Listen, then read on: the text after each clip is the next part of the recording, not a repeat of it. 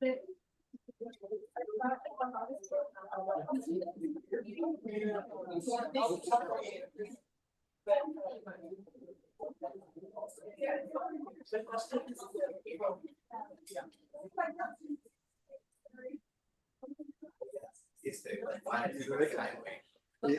it record automatically now?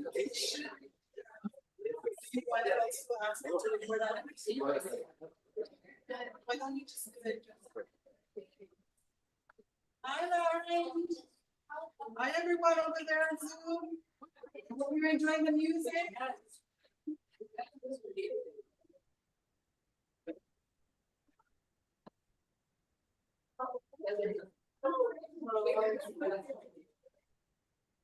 Rebeca, si quiere pasar anuncio. El micrófono disponible.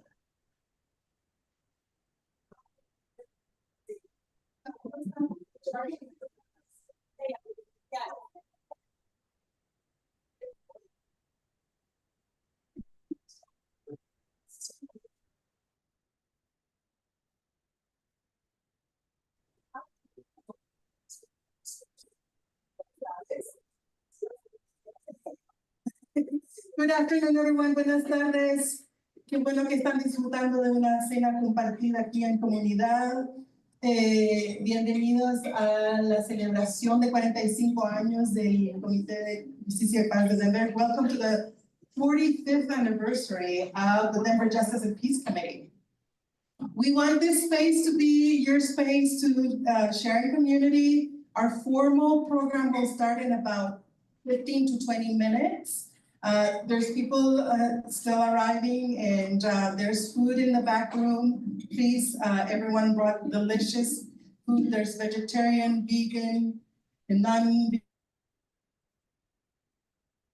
and all sorts of options there. There's drinks. Café Convivio is open if you want to try their delicious teas, their chai, their coffee. It's all free. And we'll have during the program. And thank you everyone who's out there in the Zoom room. I hope you're enjoying and you can hear as well. If you can send us a thumbs up or a heart or something so you know that you are actually listening. Great, thank you, Nick. Good, so we just want to make sure you can actually listen and be there and share with us. So we'll be starting soon. So in the meantime, enjoy the music. And here's Adolfo.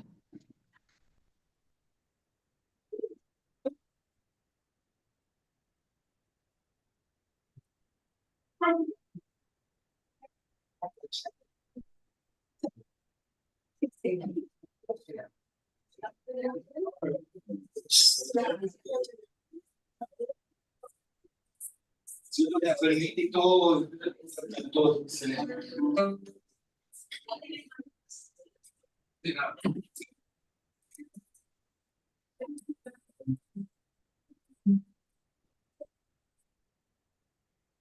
Okay, buenas noches a todos. Thanks for the invitation. Thanks, Rebecca. It's always good to be, sharing with this community, Denver for Justice and Peace. I met Rebecca, I think, in 2016 for the Victor Jara tribute. It was the first time. From that point I started being connected with this necessary organization.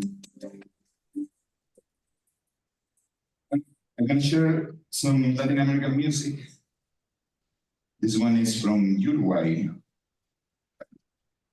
It's an anti-racism song. It's called Sudáfrica, Canción Antigua.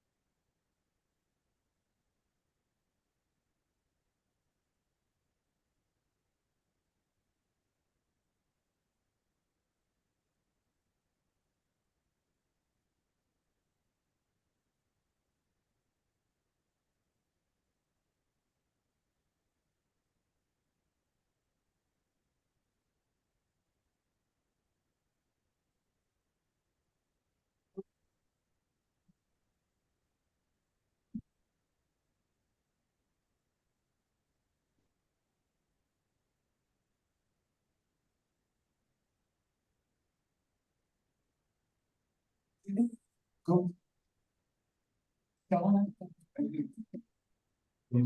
Go down, go. Don't be taking. O tempo sangue igualita usted. Eu não vou se olvide que o tempo sangue igualita usted. Para amar-me, alguém te para amar-me, I'll be able to up the sky. And I'm going down.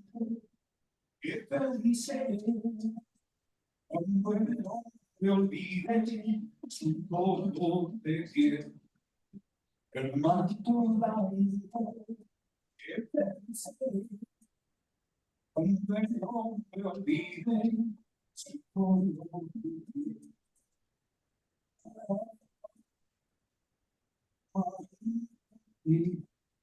I'll get you on the sky.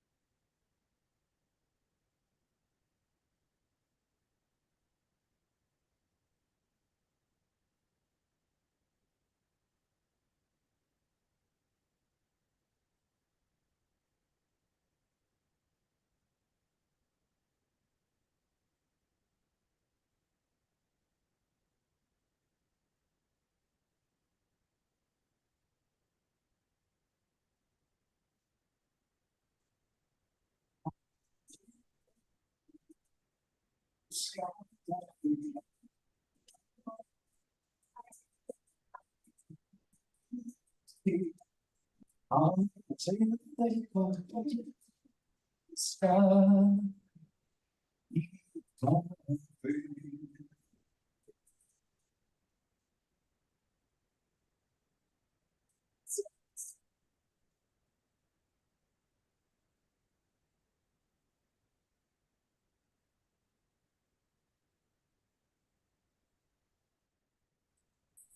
I do, yeah. The like competitive team? Oh, nice, you probably are a better rock climber than I am.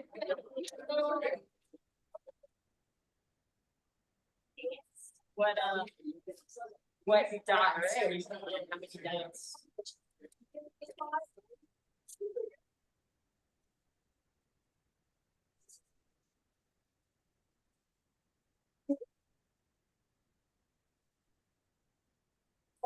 Similar to where I'm probably gonna be confident against the two things. Actually, I'm gonna go find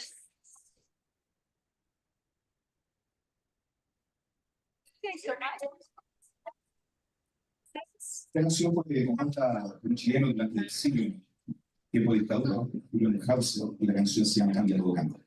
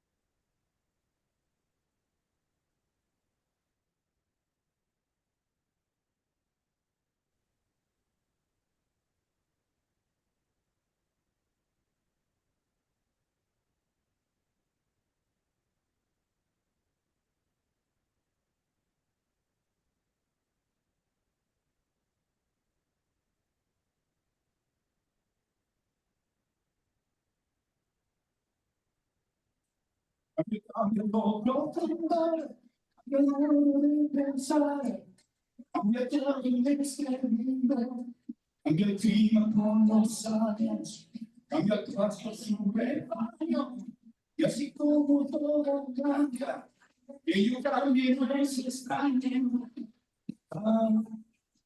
Ya todo cambia. Ya todo cambia.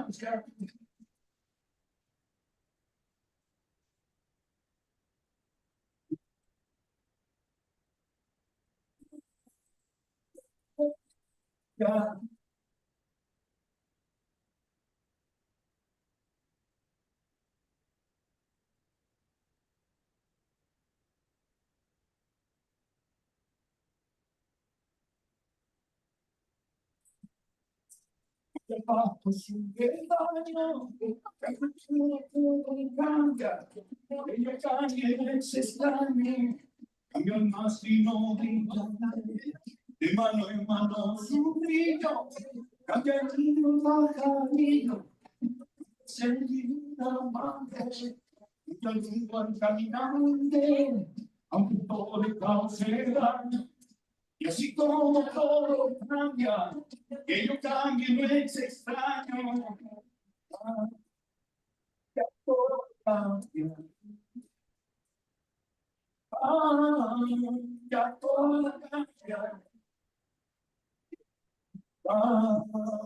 Ya todo cambia, ya todo cambia.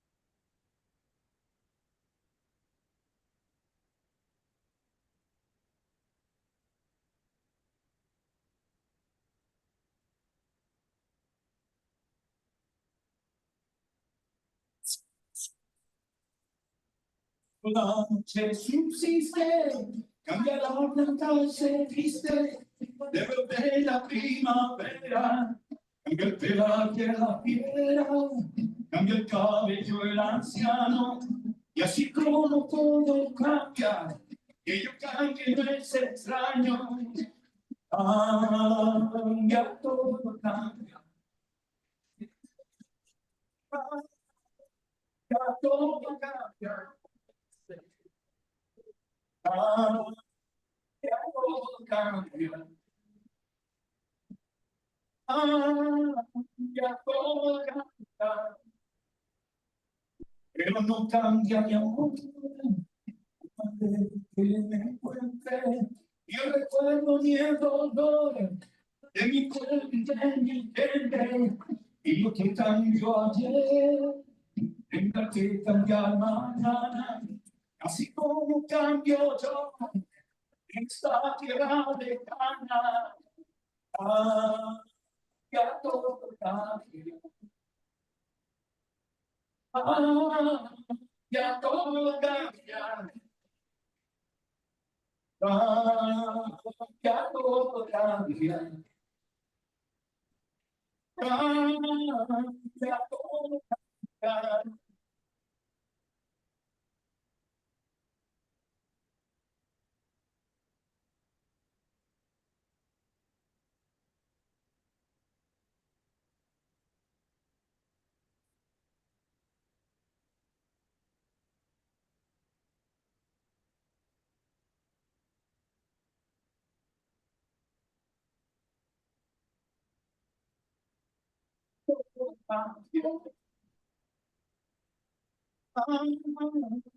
todo cambia. Cambia, todo cambia, cambia, todo cambia, cambia, todo cambia.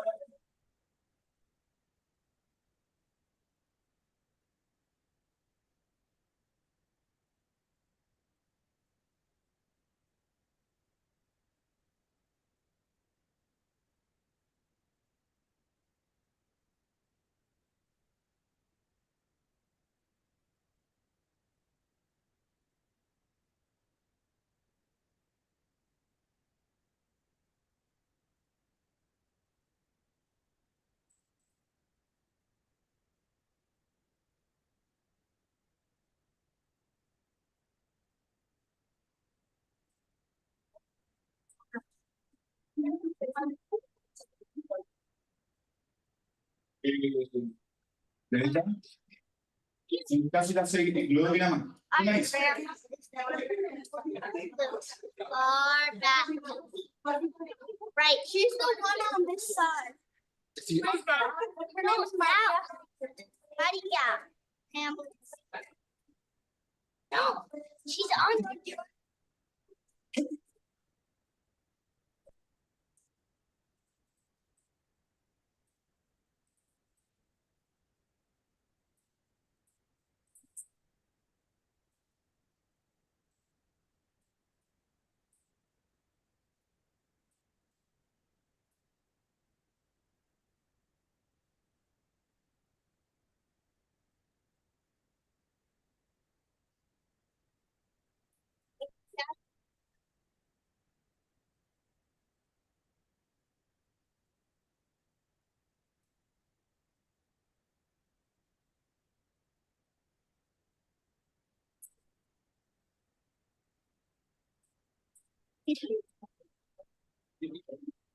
Voy a continuar cantando temas que marcaron lo que fue el periodo el canto nuevo en Sudamérica.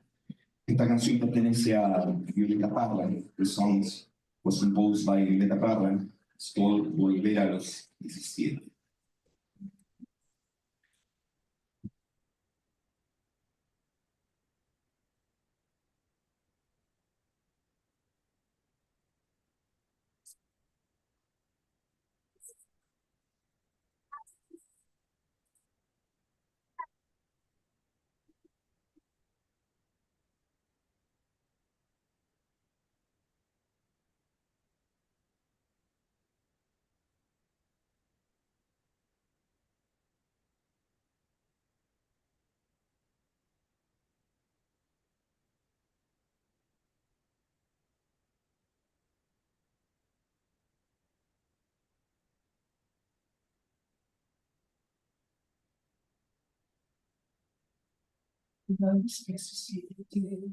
Después de vivir siglo, es como decir así, sin ser sabio competente, volver a ser de repente, más bajito un segundo, volver a sentir profundo, como un niño frente a Dios.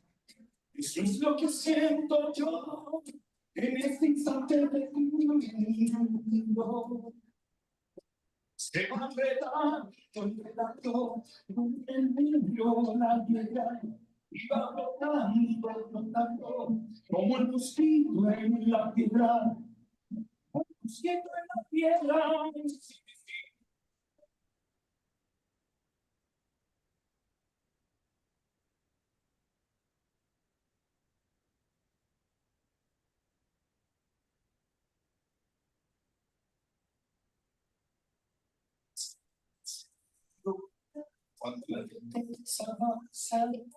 Largo de las alianzas, adentrado en mi vida, como su colorido, se ha paseado por mis venas y hasta tanta cadena, contigo hasta el destino, es como un diamante fino, que alumbra mi alma serena. Se va enredando, como en el mundo la piedra, y va brotando, como un mosquito en la piedra. El mosquito en la piedra, sí, sí, sí.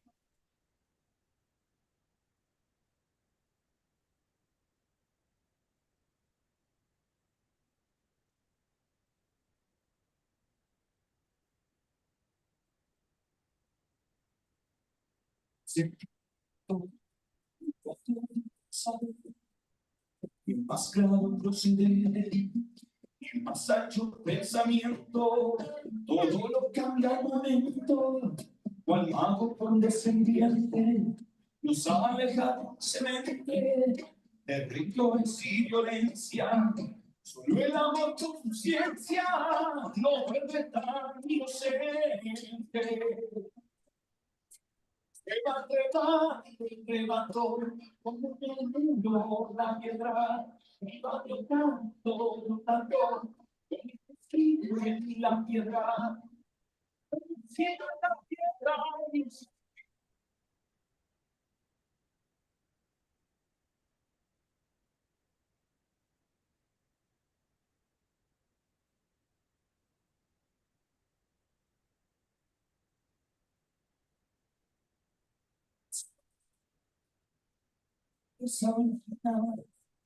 si salve los animales, susurra su sereno, detiene a los peregrinos, libera a los prisioneros, amor con sus esmeros, al ídolo por el benignio, que al mar sobre el cariño, no vuelve puro sincero.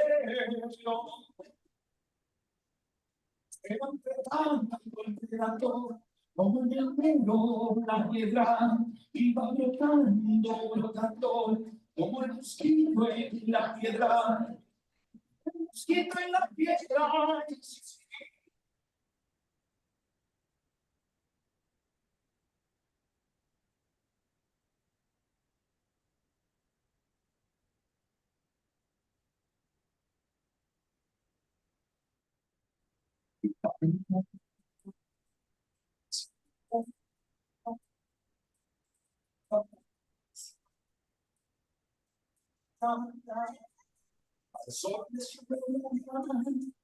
La soledad de la vida, no se afirma, cielo de tus paredes, quizá en 17, cometió el fin.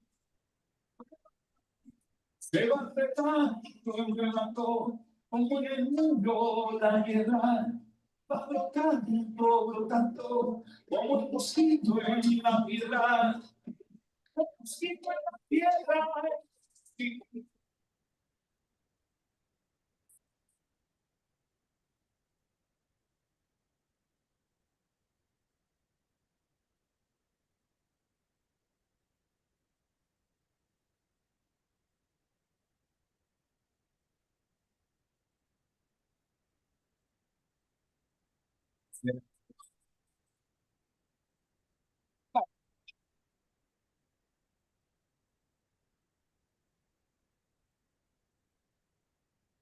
Gracias por la paciencia, yo también no puedo enfermito, está aquí todavía resfriado.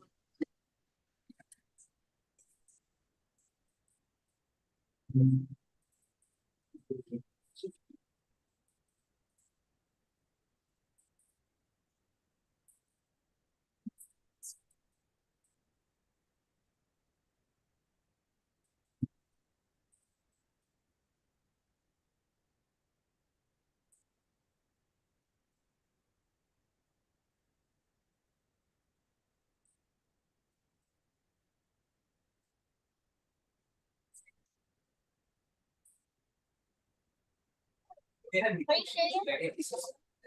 Yes. Yes. Yes. Yeah. I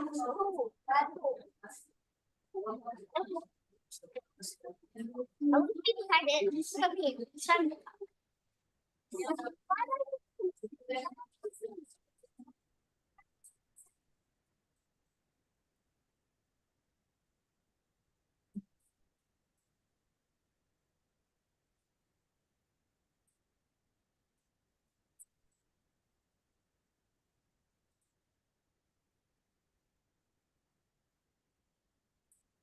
Es Adriano Javi, se llama Guarichi.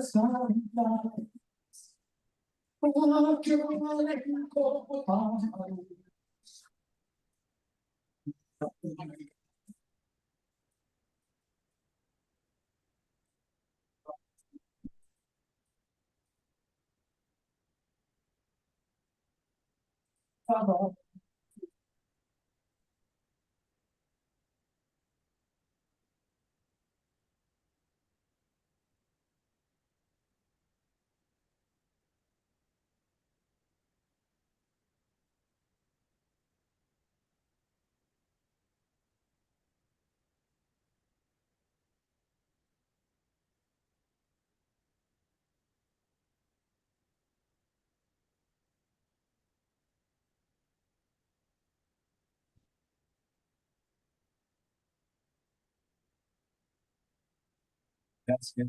Le doy paso a derecha.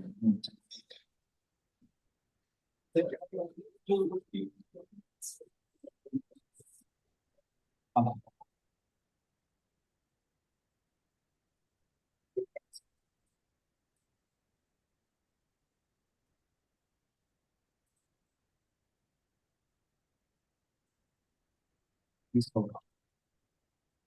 So I'm going to be MC for tonight. And I think, before we start, well, first let's bring in more friends, come in.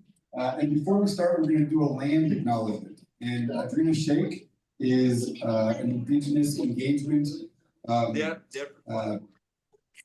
And where is on the board of DJPC, and so she'll do the land acknowledgement. So, go ahead. Thank you. I'm gonna read this out loud, but if you'd like to follow along, it's also on your brochures that should be on the table. Let us please take a moment to acknowledge that we are on Indigenous land. We wish to honor the traditional stewards of the land we call Colorado, and recognize that we are on the ancestral homelands of the Apache, Arapaho, Cheyenne, Pueblo, Shoshone, and Ute. This land acknowledgement calls us to commit to continue educating ourselves on how to be better stewards of the land we inhabit. It is our responsibility to recognize the inherent sovereignty of Indigenous peoples and support Indigenous movements for justice. We honor the legacy of those who have stewarded these lands in the past, present, and emerging future. Thank you.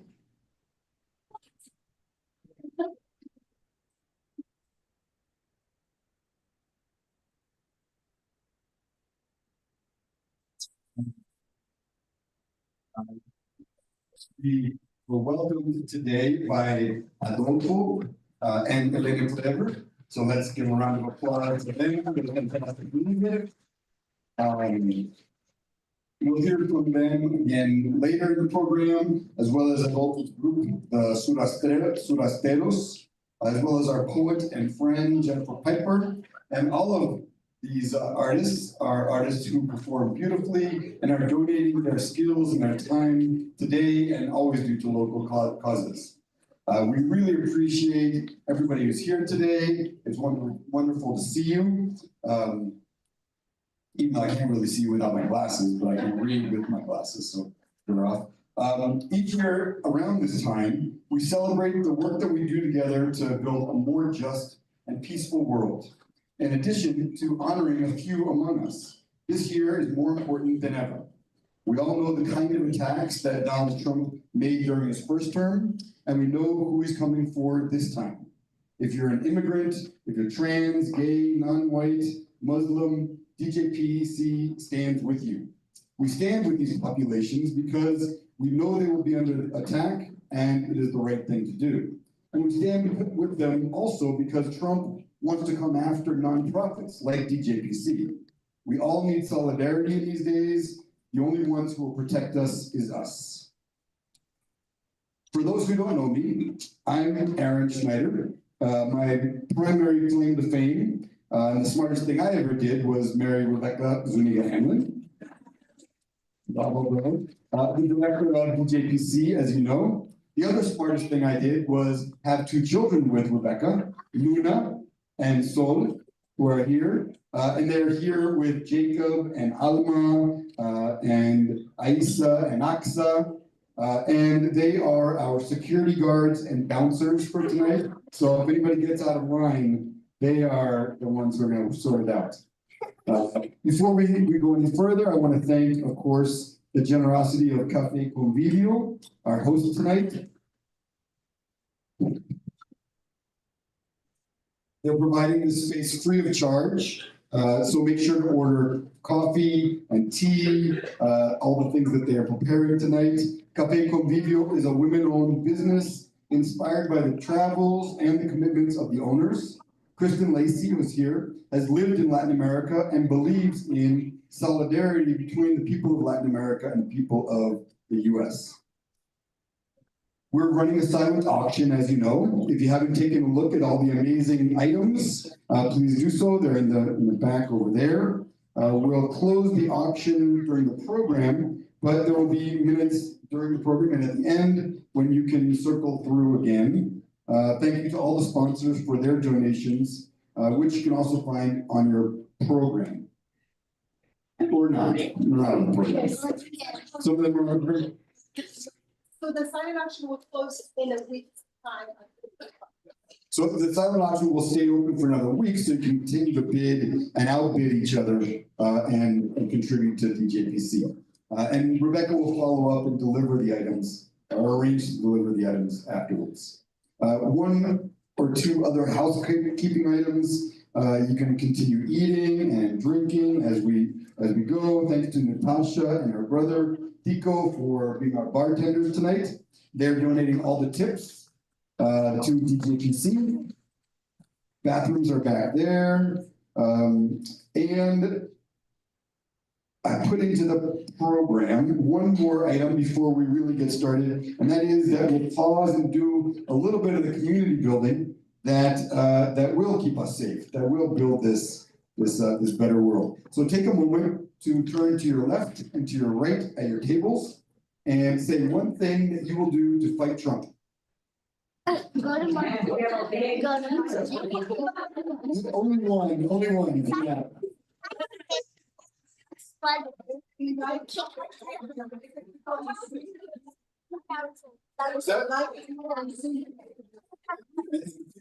I should thank people on Zoom, of course, for being here. And if you'd like to use your chat for what you will be organizing over the next few years, then you can do that also. No, Alma says she's in charge.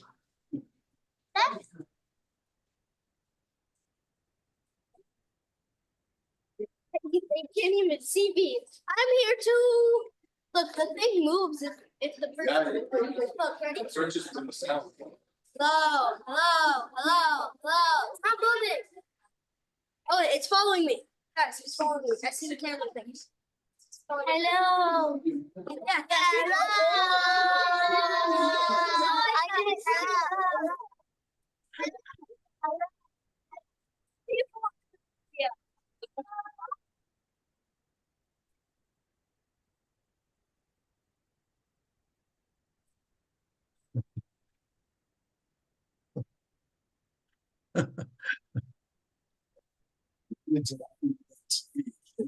So this is going to be recorded on YouTube, so you will be forever on TV.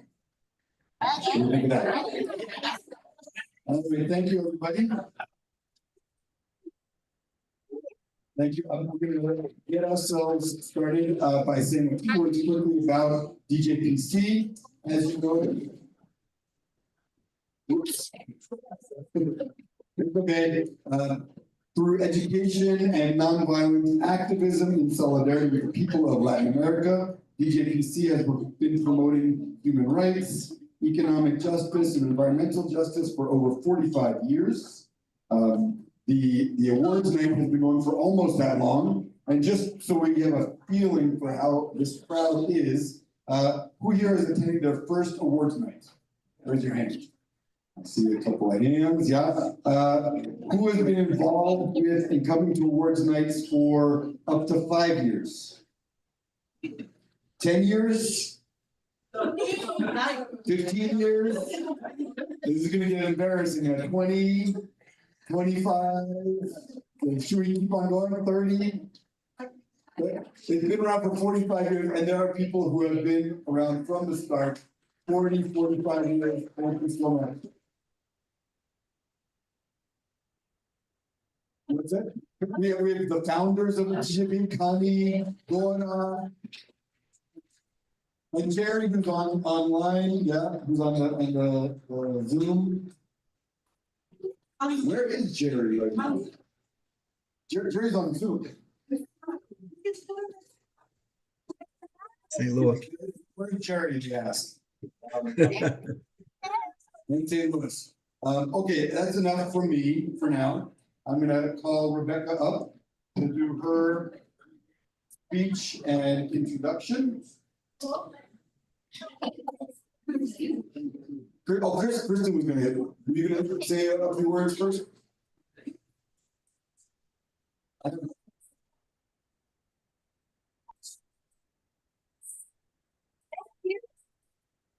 Welcome everyone. My name's Kristen. I'm one of the founders and owners of Convivio Cafe. We are a women-owned, Guatemalan-inspired, and fully bilingual in Spanish cafe. So what I'm going to be doing to fight Trump is just continuing to open the doors and welcome so many different diverse people, make sure that this is a really safe space for our community. I literally love my job. I love coming here every day, but especially these events. So thank you for supporting DJPC and thank you for choosing to host this at Convivio. It's like truly an honor. It just feels really warm and welcoming here tonight. So we're open every day, 7 to 3. Come and see us. We do a lot of other events too. So thank you. Thanks, Kristen. Now I get to introduce Rebecca, my wife and the director of DJPC. Rebecca has been, has been director for the last 10 years, I guess, and 9, sorry. And before that, she was an interpreter and advocate in the immigration law clinic of the Poverty Law Clinic at Loyola in New Orleans. Before that, she was director of the Central American Women's Network in London. And before that, something you might not know about her, that she probably doesn't want me to share, is that she was runner-up Miss Nicaragua in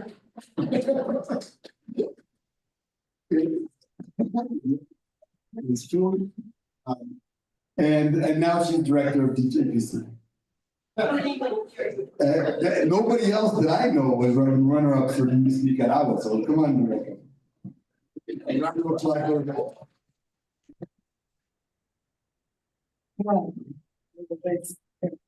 Thank you, Erin, for embarrassing me. This social movement side, even though Erin has some other jokes about my involvement with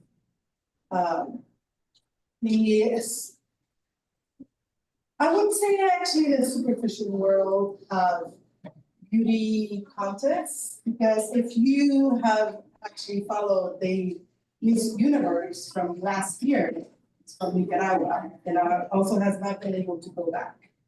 That's not part of my speech here. But just so you know that, Miss Nicaragua last year won the Miss Universe contest.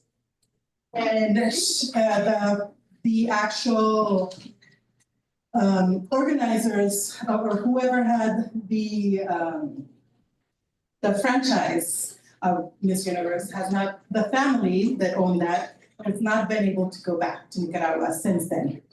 It tells us a little bit about what's going on in Nicaragua, which is not what I'm going to talk about tonight. So welcome everyone here. Thank you for being here in our 45th anniversary. It's actually in July, but we're celebrating over the year. And welcome, come in. So as you know, as Erin has said, I am Rebecca Zuniga. I'm the director of the Denver Justice and Peace Committee. And I've been in this position, thankfully, for the last 9 years. And I want to talk about a little bit about what we do at DJPC, but before that, we are here also to remember not only who is ahead of us and how we're going to continue this struggle for justice, but I also want to remember all our martyrs that led the way for us. We have heard an important acknowledgement about our land that we are standing on. Thank you, Adriana, for doing that. And you can also review, and it's in the program, so you can use it for your activities, for your meditation, just to remember the space that we are occupying here and remember what brought us here and what we are here for. So I want to honor several of the people that have left us, like Tortuguita, like Sister Dorothy, Berta Cáceres, and then in Brazil, we also have many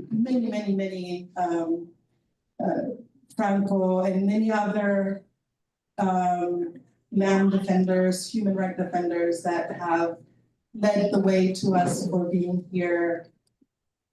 It is 45 years of DJPC and many years of struggles that will continue, but it is important to continue and raise awareness of those. So I'm going to say, presente, presente, presente para todos nuestros mártires defensores de las tierras y los aguas y los territorios. I want to say presente, presente, presente for all of those land water defenders that have led us this way.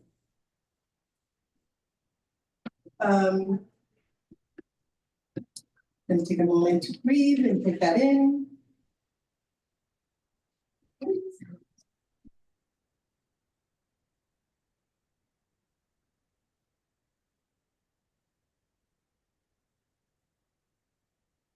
So I want to talk to you now about the DJPC and what we're doing tonight here, celebrating our awards night and celebrating about ourselves. We are, unfortunately, once again, facing emerging fascism in the United States. And this time we are going to be ready. Trump plans to pour gasoline on the world on fire. There is ongoing genocide in Gaza, a Cold War with China, rising costs of living, and a Latin America torn between the far right of Trump and Milei, and the popular governments like the Workers' Party in Brazil. Former guerrilla president and Afro-Caribbean vice president in Colombia, and first women presidents in Honduras and Mexico. Global divisions are increasingly sharp, pitting North against South. It's okay. Yes, we need those voices. Thank you. Rich, aging poor. Rich against poor. As always, DJPC stands for lower class, women, for the indigenous, for the peasants, for the workers, for the popular movements, for the left, and for the international solidarity. DJPC knows that side is the right one. DJPC starts with the progressive people of Denver, who is here in the room. Yes. Like you. And connects the progressive forces of Latin America, or the Abya Yala, we're embracing now. As an indigenous Miskita from the Caribbean coast of Nicaragua. I live now in the north, but I come from the south. In the 1980s, the US used to send the Pájaro Negro, a black fighter plane, to fly over our homes in Nicaragua to terrorize us. I was a child, all the children were afraid. They bombed our villages. It was the poor, the working class, the peasant, the women, and the indigenous who resisted. Today, the fascists close off rights to immigrants, constrains the rights of women to make medical decisions over their bodies, and condemn the rights of Palestinians to live and be free. It is the poor, working class, peasant, women, and indigenous who rise and always DJPC resists too. Tonight is awards night, our annual event to raise funds for the year. Actually, not really, but it helps us continue. The resources are important for the movement, as you know. The important thing about awards night is it brings us here together in this room, and now we can be in both rooms and Zoom and in person. Thanks for technology, maybe. And we were missing this. We did it last year and we were feeling again this year. It is important to come back in community. We have the potluck, we have new people getting to meet each other. And that is one of the reasons that DJPC exists, to support the people that live here in Denver that have interest in the struggle of the Aviala. Come on, please. Yes. And there's food, please serve yourselves. I'll be done in a second, and then we will continue with the feast. Con la fiesta. So tonight is awards night, an event where we raise funds. And those funds help us do this type of events, also educational activities, run the office, pay the rent, help support other folks, do all the day-to-day things that a small nonprofit that runs with under $30,000 does.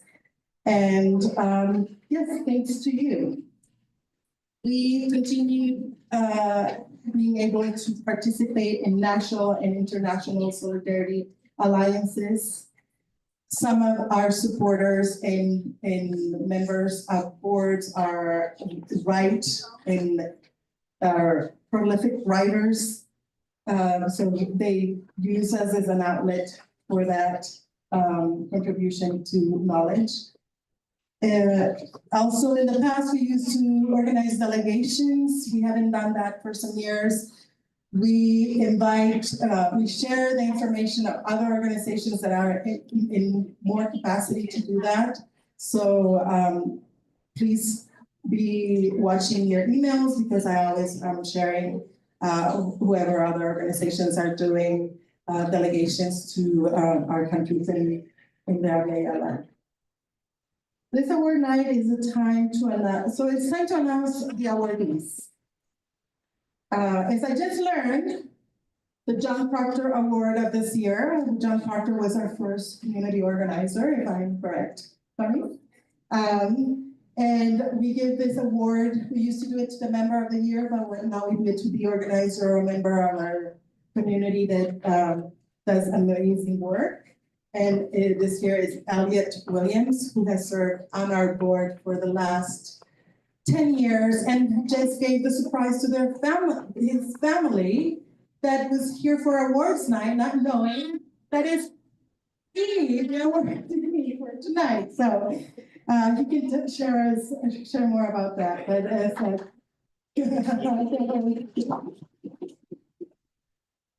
so we also have our Global Justice and Peace Award, Victor Puertas. There will be additional introductions by our amazing Ruby about Victor and the work he's done. And I want to express my personal gratitude for both of you for being here. Elliot is known as a gamer. Whenever you need anything, you can always ask Elliot. He will get it done. He's in the game and he's always does good. And he's been on our board, as I said, for the last 10 years. He has emceed this event for many years, very vividly. He's a tireless advocate for immigrant rights, workers' rights, and his current job is advocate for unhoused youth. I also want to express my gratitude to Victor, who had to endure the climate conditions coming from all the way from Utah to get here tonight and having to be stuck in traffic. You know, we can never plan awards night on a night that is not gonna snow or a night before that's like whatever. So thank you so much for making all those concessions for us. Victor is an indigenous from the Amazonian basin in Peru. He's a fearless, undocumented immigrant who has led struggles where here in the US, in Turtle Island, and the defense for land, water, migrant rights, and for Black lives. We honor him tonight and we are inspired by his work and commitment and aspire to be as brave as he is. Tonight, we celebrate people in the room, in Building B. The funds you spent here on the silent auction and the donations will contribute to continuing our work. Thank you so much for being here to continue building people-to-people solidarity and share our struggles. Thank you.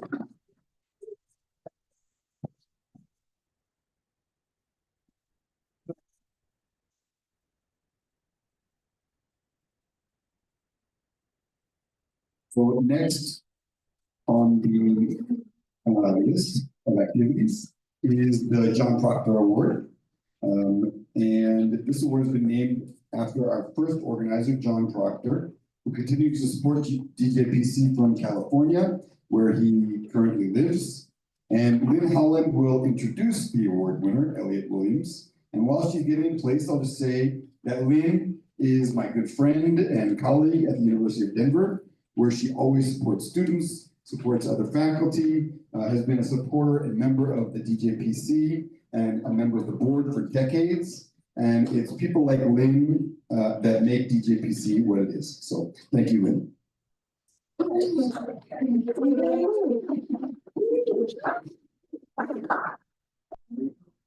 everyone. Thank you so much for coming tonight. And is that better? This year's recipient of the John Proctor Organizing Award is an extraordinary individual who has given many years of his time, energy, and expertise to the DJPC, who has seen us safely through multiple transitions. Originally from Wisconsin, Elliot Williams became involved with the DJPC shortly after he moved to Denver in 2013 from Chiapas, Mexico, and he has been a board member for the last decade. Among his many activities, Elliot assisted in planning our delegations to Chiapas, where the participants were able to tour a biosphere reserve, visit with environmental activists, and meet with rural communities who are in resistance to metal mining. During most of his time on the board, Elliot has served as board president, guiding us through thick and thin, including the uncertainties of the COVID pandemic. He's been active in fundraising, emceeing our awards night, participating in Build for Peace, where he assisted local community centers with renovations and set up community events, and provided fresh food in areas of the city where this was lacking. And let me add that Elliot has always kept an eye on our finances.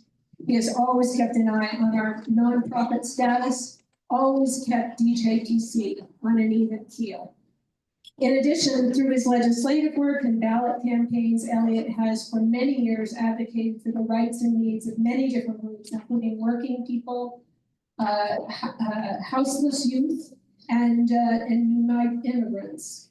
He has worked on behalf of clean energy, reproductive justice, and equity in education. He has worked to ensure lead-free water in schools and childcare centers, eliminate racially biased school discipline practices for our youngest students, combat wage theft, and end predatory payday loans. His efforts have taken place here in Colorado, also Vermont, Illinois, Wisconsin, Mexico, and Bolivia. Along with Elliot, we want to thank his family, Brooke, Jacob, and Alma, who are a beloved part of our community. It is with much love and gratitude that we present the John Proctor Organizer Award to Elliot Williams.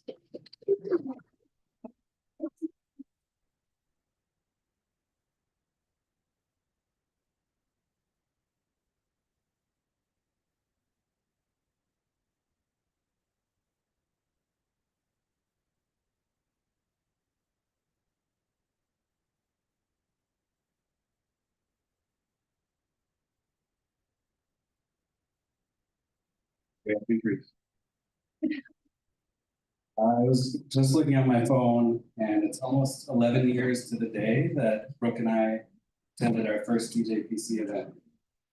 It was, I think, a cold, snowy December winter potluck at the church. We had just, as Lynn said, come back from a time in Chiapas. We were looking for an organization that, louder, better, good, stand up. Louder, okay. So we were looking for an organization that could help us maintain our connection to Latin America, but also give us some community as new members to Denver. And of course, TJPC does both. It wasn't too long after that Jerry, who I think is on the Zoom, approached me to be on the board. We saw somebody new and maybe a couple generations younger. And so I was quickly approached to join that amazing team that included Connie, who's here with us today. So I want to thank the board members who I originally served with, of course, the board members who I've served with since. And I know that we're in great hands with all of the current and new board members that have recently joined the team. So I'm excited to see all the things that come there. DJPC has been a pillar of the life that Brooke and I have led and created here in Denver as we started the two of us and have since expanded with Jacob and Alma. So Jacob and Alma, thank you. Thank you, Brooke, for supporting me in all of this. Rebecca, oh, there you are. Thank you for everything you've done over the past, we've almost overlapped from when I was started and from when you started. So thank you for all the work that you've done for this organization and all the leadership you've provided. Before I go, I did want to read one thing that really reminded me about DJPC and kind of why I think DJPC is still around after so long. There will always be agitators in most communities who can convene all those who already agree with them. So too are there plenty of groups, religious institutions, service organizations, charities, holding the threads of society together, but not necessarily pushing anybody's political imagination. Organizations that do one without the other, the visionary progressivism without the vital community space or vice versa, are useful, but unlikely to be transformative. The point is to have community builders who both help their neighbors experience social cohesion firsthand, while also pushing them to imagine what more could be true. So I challenge everyone in the room to do both, to have events like this, to get to know each other, to continue to do things like Build for Peace, where we are building our community, while continuing to also maintain your activism. So thank you all. I appreciate this.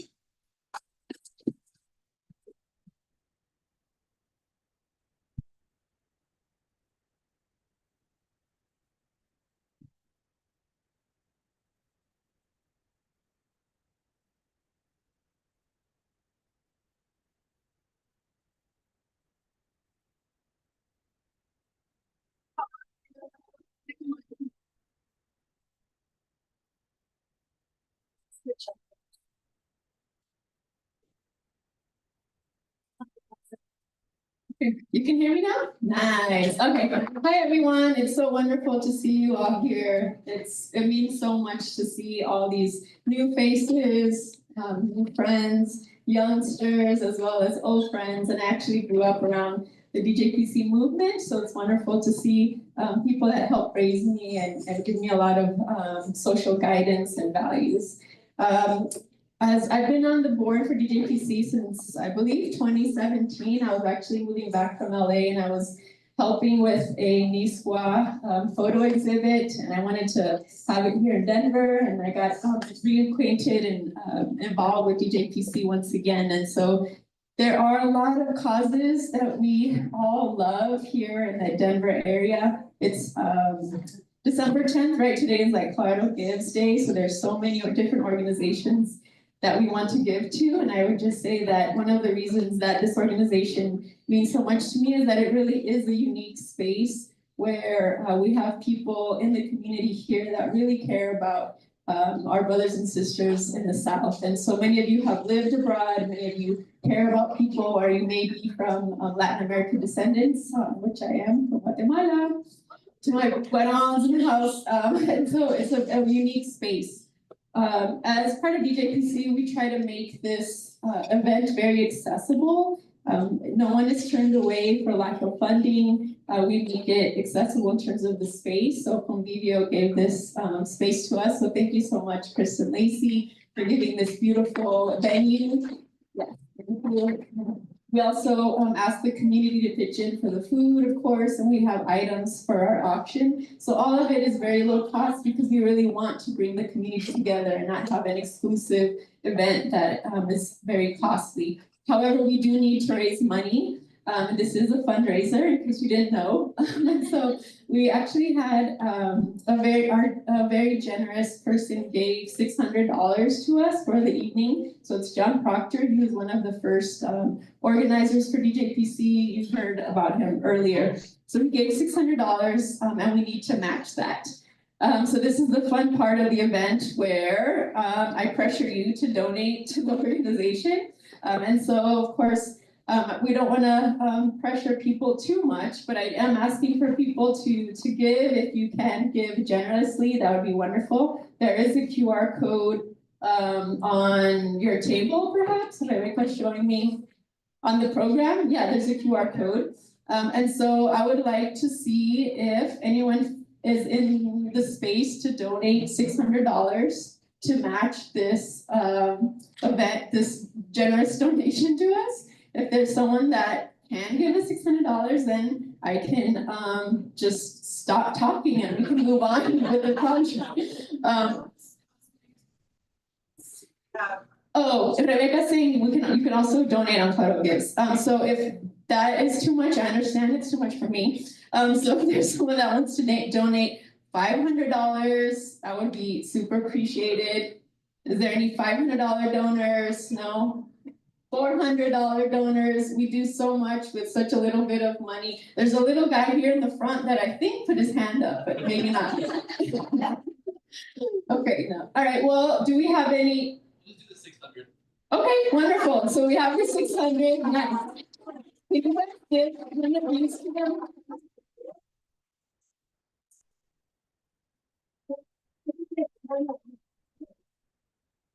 Okay, I did say that I was gonna stop if someone donated 600, but maybe that wasn't completely true. So, so if anyone can donate at the $250 level, okay, we have a $250. Nice. Any other $250 people in the house? Another $250. Awesome. Okay, so two $250s. Nice. Do we have any 200 folks in the 200? Every little bit counts, every little bit helps us. Okay, what about 150 level? Yeah, we have a 150. Lovely lady in the red sweater in the back. We have we do have a 150 right here. The youngest donor of the night is sitting up here, the 150. Okay, we have a 150 here. Do we have any $100 kind of givers today? Oh, awesome. My mom. We have Connie. Someone else here with the colorful sweater. Okay, Adrina in the back is writing all of this down. Well, you guys are making this a lot less awkward than I thought it was gonna be. Rebecca, how should Jamie donate? Should you just? Use any of the QR Okay. you prefer, Okay. or write a check. I don't know how many people write checks. No checks. We want the money now. Then you'll forget to write the check and does PayPal take a cut? Probably, right? So, so any service that for a check will take a percentage. Okay, Rebecca's saying all the services except for a check take a percentage. And then what question was even Venmo? There is Venmo, all of them. But does Venmo? Is that Venmo charity? You need to look at, Venmo charity. There is a Venmo charity. Okay, we need a financial person with this. I think Venmo doesn't charge, but I don't know. Oh yeah, on our website, we have a room of problem solvers on our website. What's the deal? Okay. Okay, so I think the last amount I said was 150, right? I said 100? Okay, do we have any $75? $75 range? Maybe not. You can think about it. $50 range. Do we have any folks in the 50? Oh, awesome. Thank you. We have a $50 here in the front. Yeah, Elena. Yeah. And then $25 range. Is that doable for anyone? Every little bit helps. Awesome. We have $20. Hard cold cash. This is how we roll up here. Okay, $20. Okay, and then if you have $10, $5, $1, we'll take it. My bros in the back with the bartending skills. We have mixed drinks, wine, what else? Yeah, so feel free to drop some money in that bottle, and thank you everyone for making this way less awkward than I thought it was gonna be, and enjoy the rest of your night. Thank you.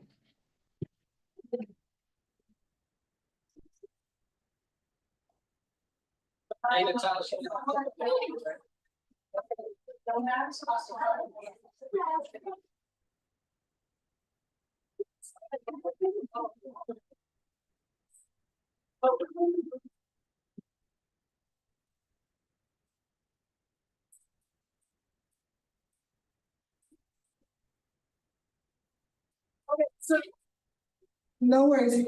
Just a quick, today is International Human Rights Day, and this is why we're celebrating awards night today. But also, it coincided with Colorado Gives Day.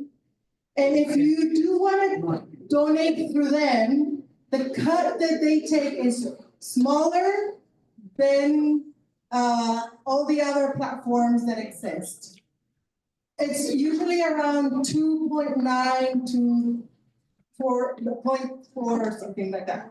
And then Colorado Gives has an incentive for people that want to give one time. So at this point today, if you do set up a monthly donation for any amount up to 100, they will match it. So that's another way to give and sustain the organization. Oh, sorry, folks, I know some of you are already gave us generous donations today. I saw the website. But thank you for being here, and yeah, check it out. So just for clarification, we have different platforms that we use. Colorado Gives Foundation is trying to mainstream it for Colorado. We're learning. It's a learning process. So that was just, I don't know.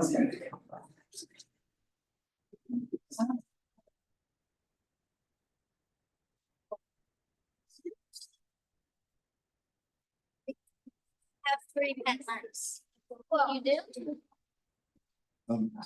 So I think bottom line, all the contributions and donations are welcome, and the Colorado Gives works best in some ways with the lowest cut, but best if it's a monthly donation, right? It's a match.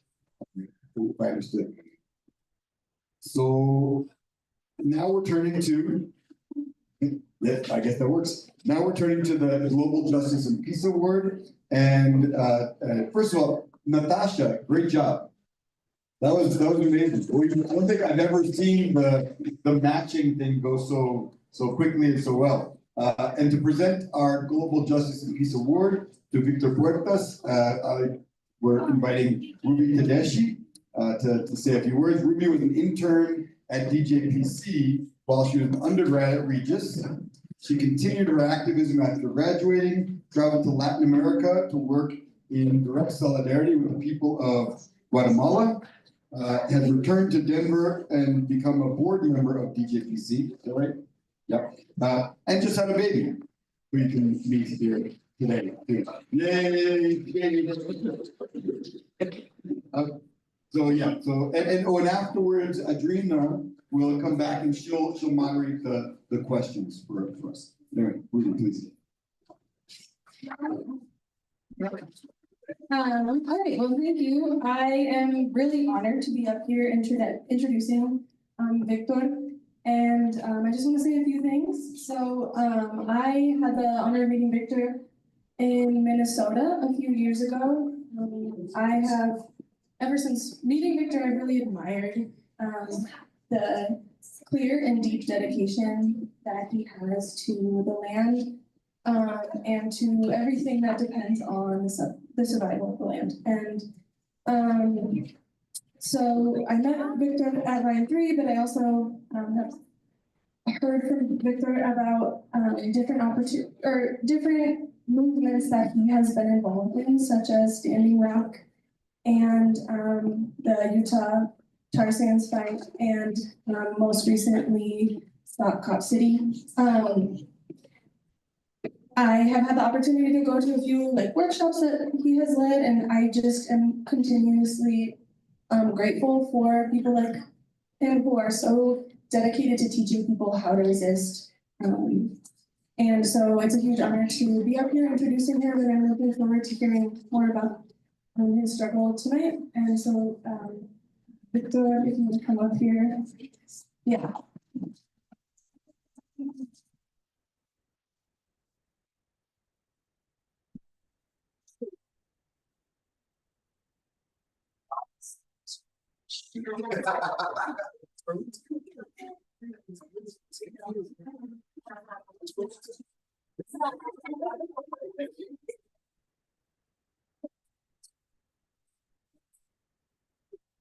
Hey, how's everybody doing?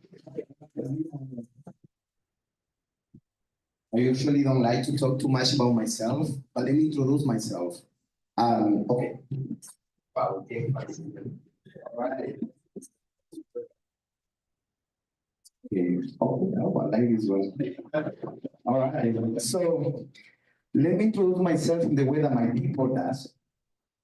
In the way that we live, we sell with our names, our nation, our tribe, our community, and then the clan that we're part of.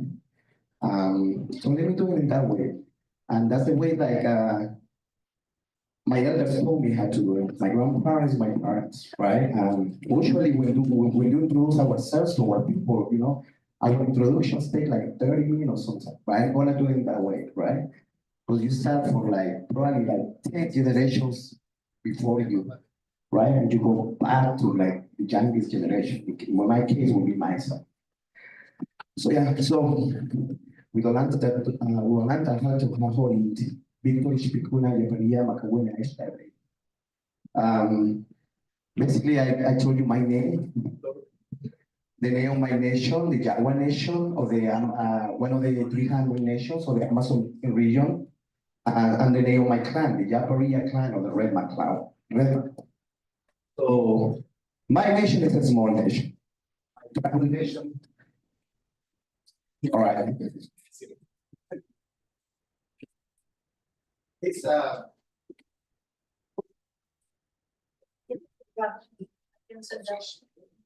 it's a small nation. So we have 3 clans, basically, the Red MacLeod clan, the Deer clan, and the Jawa clan. So I was blessed to be born in the Red Macao clan. And supposedly in between our people, those are our kind of leaders, community leaders, you know, representatives, diplomatics, you know. The other clans, the Hero clan is more like the religious, the spiritual people. And the Jaguar clan is the warrior people, right? So even in one nation, you know, our peoples have their proper roles, you know, and responsibilities. So, saying that, I'm a person from South America to Abya Yala. We were talking a lot about Abya Yala today and the connection, right? Because the resistance is there. A resistance like, it didn't happen like 60 years ago. It didn't start 20 years ago. It didn't start 30 years ago. Let me tell you that resistance started when? That started like centuries ago, 1492. That's the moment that resistance started. And it hasn't stopped until, you know, it's still happening today. You know, in the north and the south, I like to say, you know, we're connected. Our struggles are connected. You know, we might speak different languages. We might call ourselves in different ways. But we're connected in the aspect of like, you know, we're caring for the land that we're proud of. We're caring for the land that we call our mother or our homelands. And that's what I want to talk to you about a little bit. We mentioned in different struggles that I was part of. You know, Standing Rock, Line 3, Utah Tarzan's Resistance, Top City. I was there for a moment. And there's other people that have been like holding that struggle like longer than me. But in every single struggle, I learned something important.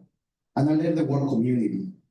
And this is what I'm seeing right now. You know what is cool? Is to walk in a space that you are new, you know, and don't know too many people. And the first thing that you get from the youngsters is like, hey, that's a cool cafe. You know, and I was like, oh, all right.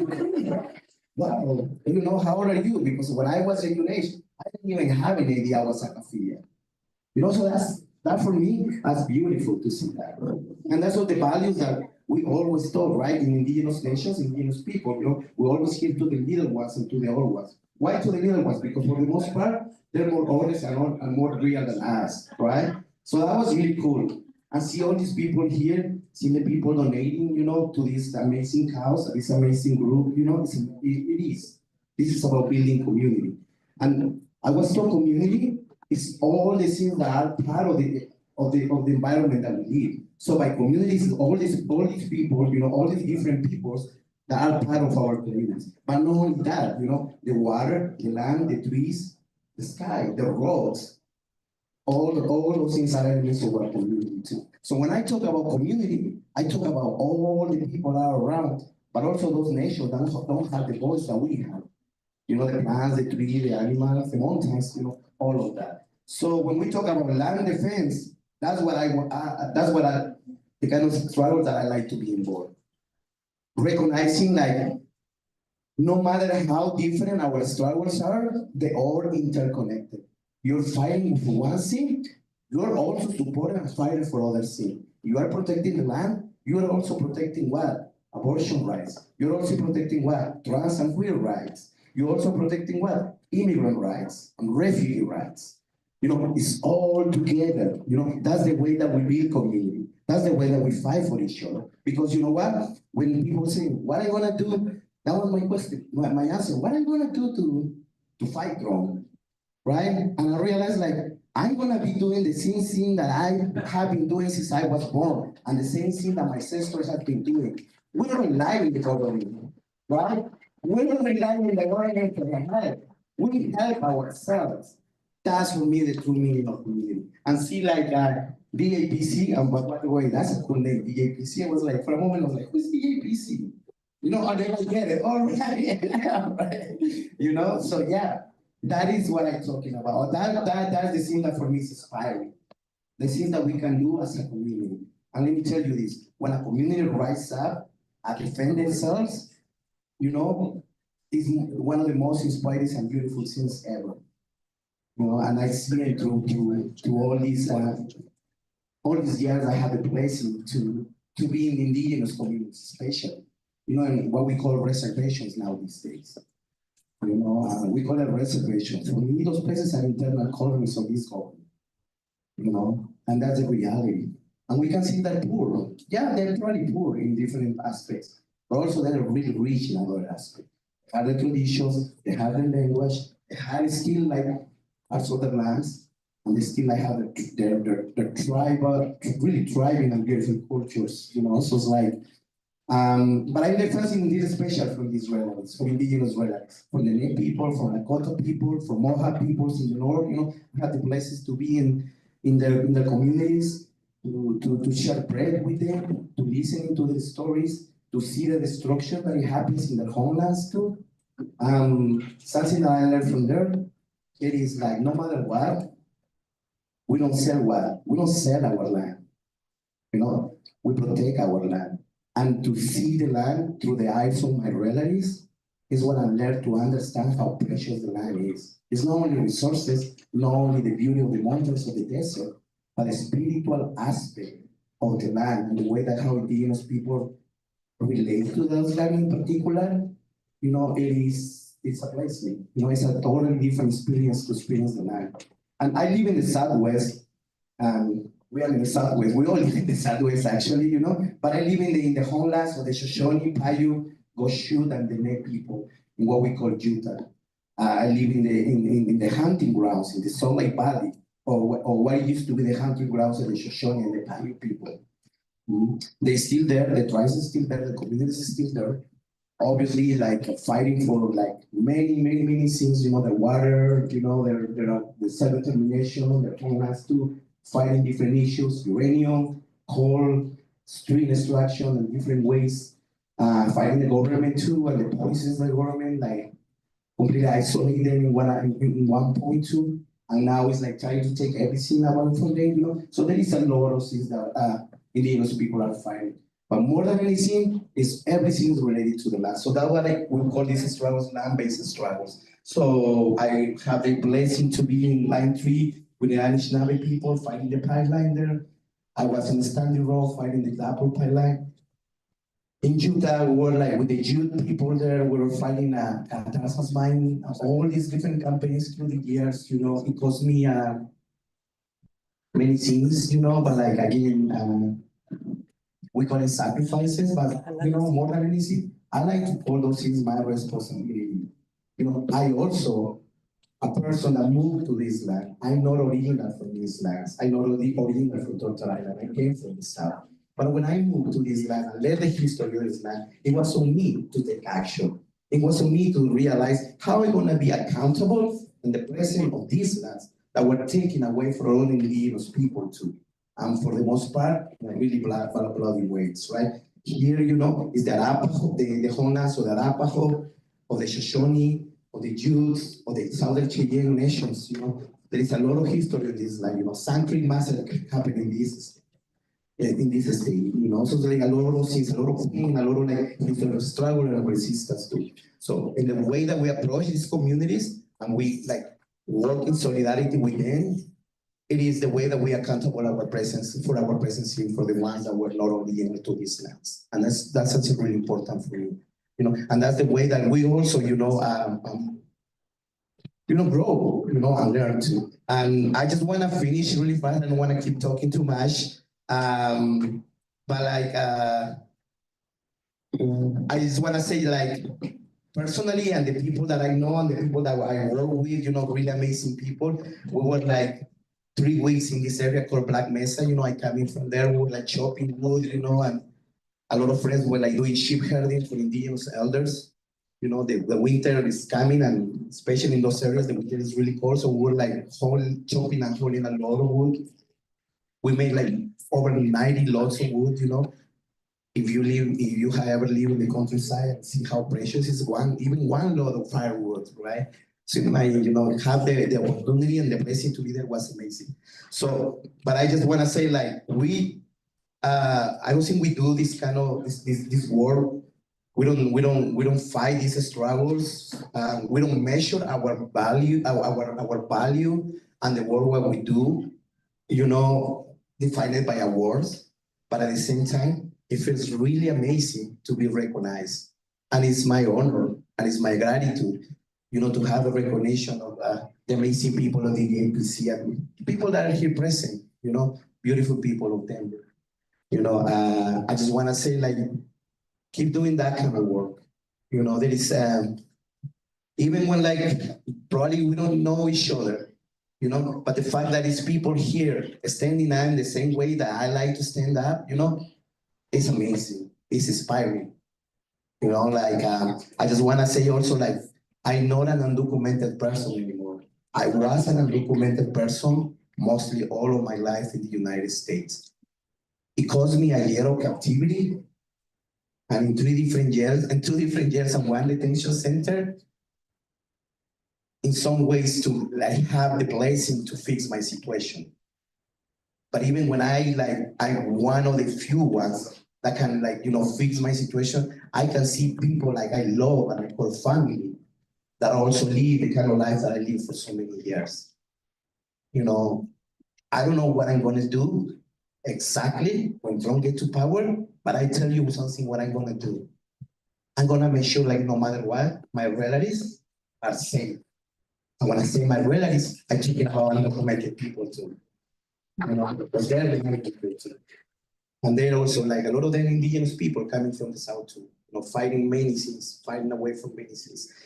And last but not least, I just want to acknowledge the resistance and the courage of what Palestinian people, whatever you're doing, please support the Palestinian people. Supporting any way possible. There is many organizations that you can donate. Support also the DJPC, but support the Palestinian people. When I think about Palestinian people, I think that that's one group of people whose DNA contains strong genes of what? Resistance. I'm pretty sure at one point, Palestine will be free. Hopefully I can see it with my own eyes. So thank you so much for this award. It is my honor, it is my gratitude to all of you. Thank you for the full organization. You know, anything my beautiful friends here, thank you so much.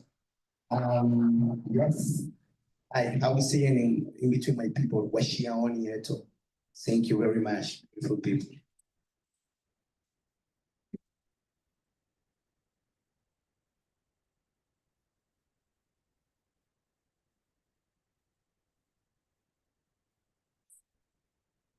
Hello again, everyone.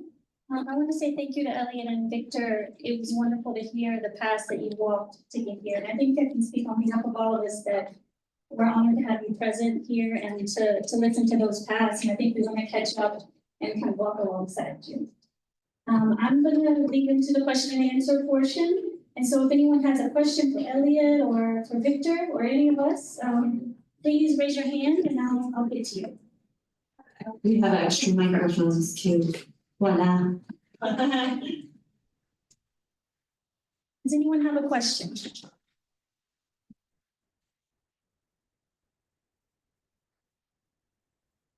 What are the kids? The kids, you all have to have questions, right? If not, I can throw a question out for Victor. Well, once you start, I have a question, but kids, you're on. Victor, I've got a question for you. I think a lot of us are, struggling with feeling the resistance and having hope. And I kind of want to know what gives you hope in envisioning the future that we want for all the Indigenous peoples around the world. Yeah, that's a good question.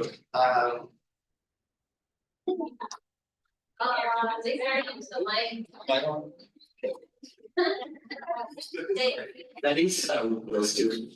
What give me hope? I think it's a beautiful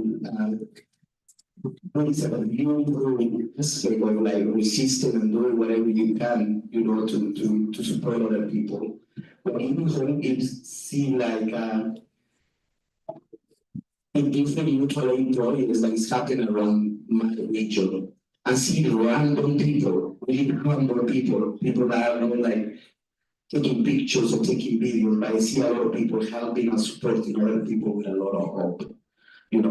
Something like the DAPC, here in Denver, like this organization in Arizona called Blackness and Solidarity Network. There is those raising the border, no more deaths. And the one is like local collective of people coming together, and finding ways to support other people.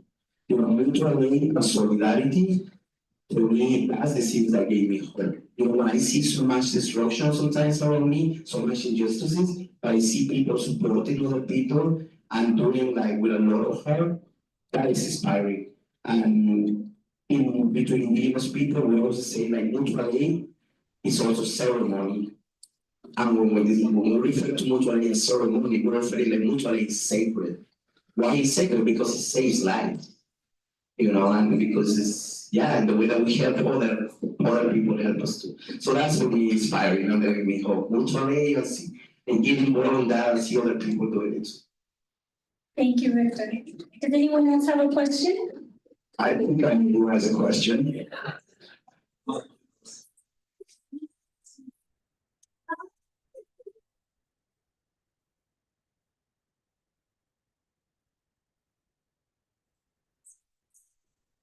Bolton.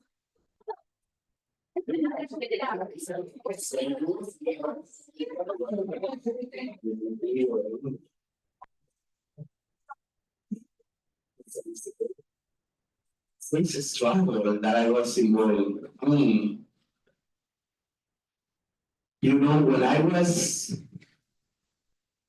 I want to tell you the first action that I was involved. I think I was 11 years old, and I was with my dad and my mom in a march in my country in Peru. You know, we were like taking to the streets because we have a really bad government at that time. And it was a lot of indigenous people and a lot of workers and students, and a lot of little kids. You know, I was 11 years old at that time. That was years ago, but that was the first one. So that's a good question. What was the struggle for? This march was a dictatorship at that time. You know, I was against Fujimori, yeah. Everybody went like I am at that time. And we did it, you know, it was the people that did it. Okay, it's a good question. Does anyone else have another question? Do we have any questions on Zoom? Not yet. Are the Zoom people want to write their question in the chat? Okay, let's give them a few. Victor, I wanted to ask, maybe you can help us or update us a little bit about what's happening in Peru right now in Latin America and what are some of the challenges that people are facing? I see like Peru, like a lot of countries in Latin America, you know, one of the major challenges in South America is like mining companies, you know, steel extraction companies, especially in the part I call my home as the Amazon basin region, right? Like the Amazon is getting like cut and destroyed by the day, you know, and it's powerful corporations, you know, oil corporations, mining corporations, and the ranch industry.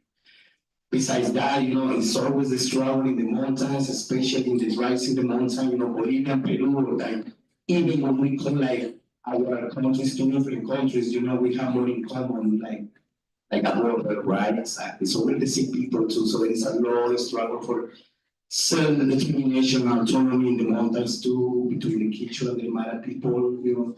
I mean, it's all over South America. You know, you go to Chile, you know, southern Chile is the Mapuche nation, you know, trying to take back the original homelands, you know, by any means necessary, you know, and so it's like stone struggle there, all the different like tribes in Brazil, you know, fighting mega dams, fighting like supermassive projects, like highways crossing the Amazon, you know, like seems like who wants to be a highway in the Amazon? Why?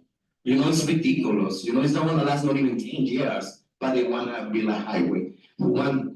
It's the 20th century already, you know. We've seen like a mega dam is of some value now these days, you know, knowing like how destructive these projects are for the land, and for the river, for the water, you know. So it's like, there is always, I feel like the political aspect in South America, especially between indigenous people, is also tied with the land-based struggle. You know, there is no way that you can like separate yourself from your land. You know, you fight a government or you fight injustice, you also fighting to protect your land, you know, and that's for me like, you know, the beauty of indigenous struggle is political in some aspect, but it's a political without taking sides. right? I remember another telling me, if you don't know how to plan your soil, I don't want to hear about politics. You don't know how to work the land, I don't want to hear about politics. And that for me is always speak that to, the land dictate my politics, whatever. And obviously, I'm totally from the left, more than politics, I like to be systematic. And for me, defending the land and defending our communities is a way to just, I don't think it's more political simply that, so, yeah. Thank you, Victor. Last call for questions? All right, I think we'll move forward. Great, thanks so much, Padrina. And of course, Victor. Really beautiful words and such important stuff. And we'll have some more beautiful words. Next, we have a poem from Jennifer Piper. Jennifer's our friend. She is program director of the American Friends Service Committee. And she is ready to open a can of whoop-ass on Trump if he comes after the immigrant community of Denver or anywhere else. So. That wouldn't be very Quakerly of me, would it? I work for Quakers, so. I just have a few short things. I'm gonna read a couple of my own things, and then I'm gonna read a couple things by someone that I've been reading lately. What does it mean?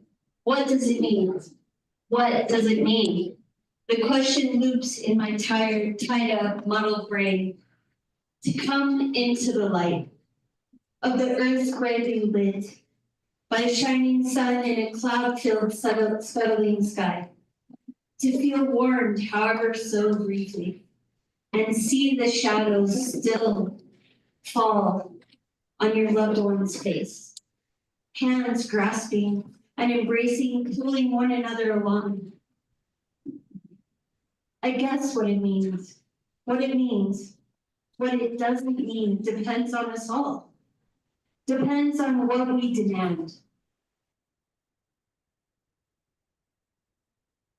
Fleeting sun, a partial warmth, or reach back and forward and around to clasp hands tightly, tightly, tightly, so tightly that we heat ourselves.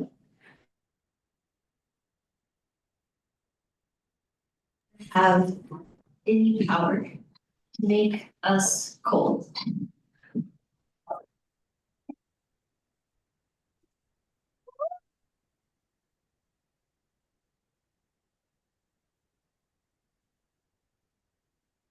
So this is Ruby Kaur.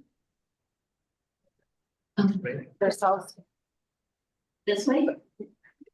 No, There? no, What? just make sure that. Oh, okay. Thanks. And it's from her book, The Sun and Her Flowers. My God is not waiting inside a church or sitting above the temple steps.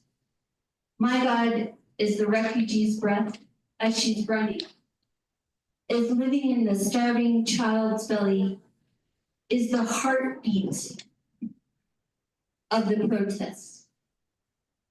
My God does not rest between pages written by holy men.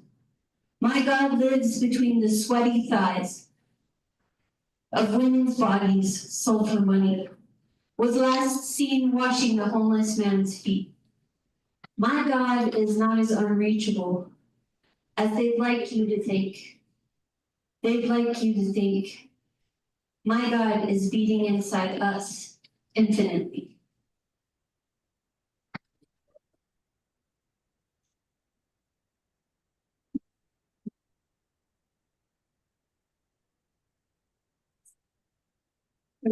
I can't get my passcode in because I'm nervous. Okay, here we go.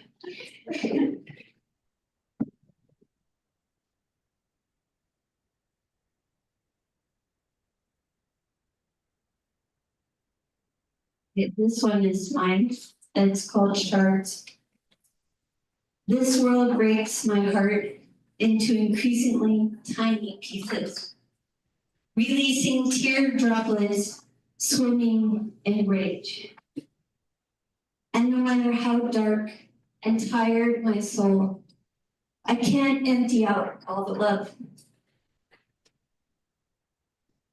nor even hollow a space to nestle in, quiet and indifferent. I guess at some point I'll shatter too, into tiny droplets of love scattered across this nation's doorstep. Pick up a piece of me and carry it in your pocket like hope, like a ranging ember of love, a protective shard over your heart's deepest desires and wildest imagination.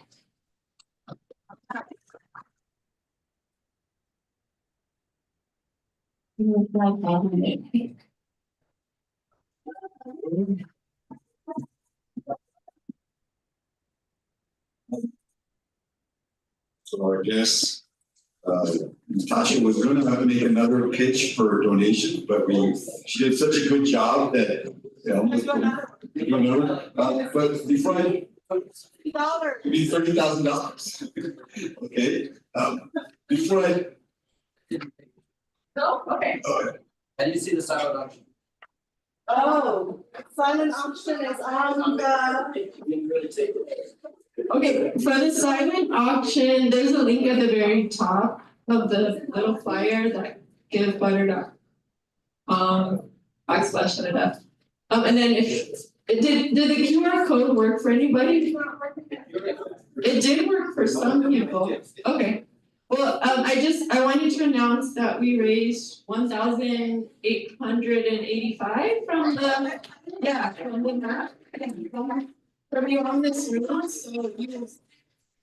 Yep. Then we got some stuff on Venmo. I also see the tip jar filling up. So thank you all for contributing. It's really gonna go very far. And if you find more change or more Bitcoin at the bottom of your wallet, send it our way. But thank you everyone for your generosity. It really means a lot to us. Thank you so much. And now it's back to you all.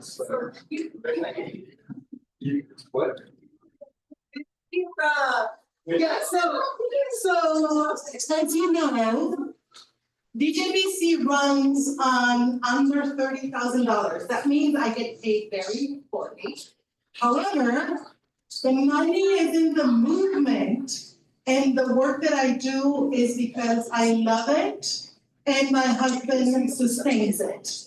So please keep your donations. Consider doing your monthly, whatever. You know what? It's like $5. You can do that. Not to put you on the spot, but a café del día cuesta $3.50 más taxes. So you can do $5 a month. So you can set it up on Colorado Gives, you can set it up on our website. You can send us a check if I still write checks. Whatever you can do. Thank you everyone that has donated. Thank you, Victor, for taking that long trip to visit us. Me acabo de dar cuenta que ni siquiera le di la oportunidad a la gente que habla español de que tuviéramos la conversación en los dos idiomas. I just realized a moment ago that many of us are bilingual speakers or Spanish speakers, and I didn't do my check-in at the beginning, which I usually do. And I had a conversation with Victor earlier about, do you feel comfortable doing this in English? Which is not something that we should do. We should speak con el idioma de nuestro corazón. Y gracias por compartir tus palabras de entrada de tu familia, de tus ancestros. Thank you for sharing your words of your ancestors. Porque tenemos que recordar que es importante no solamente reconocer el espacio donde vivimos, pero de dónde venimos. It is important to recognize not only the space that we're occupying and living in, but also where we're coming from. So, with that said, I have forasteros waiting in here. The silent auction will be live till Tuesday at 6 p.m. Please share with your friends. What you have donated tonight actually has been covering the costs for tonight. Thank you so much for doing that. And we will be here again, hopefully, because this is so beautiful and welcoming space that, and we're also based, DJPC's office is based on the north side. The north side of Denver has a beautiful history of social movements and struggle. I invite you to research on it. And again, thank you everyone that has made this possible. I'm not gonna say all the names. I'm just gonna say muchísimas gracias. Matios.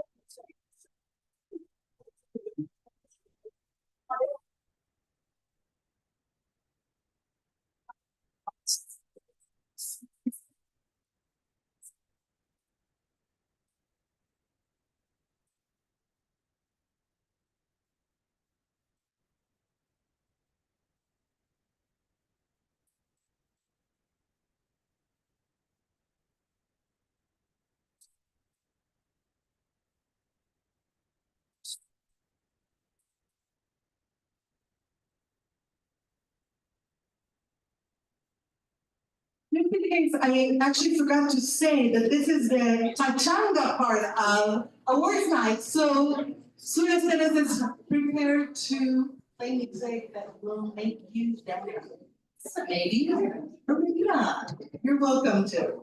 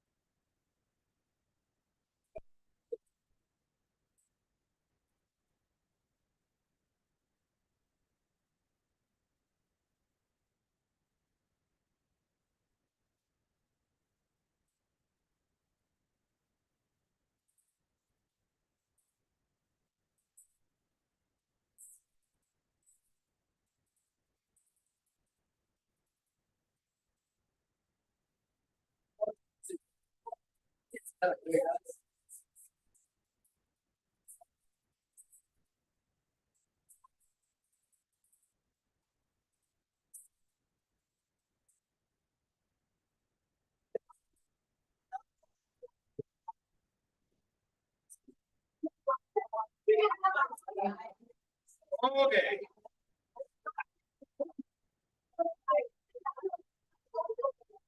I don't know what current one is.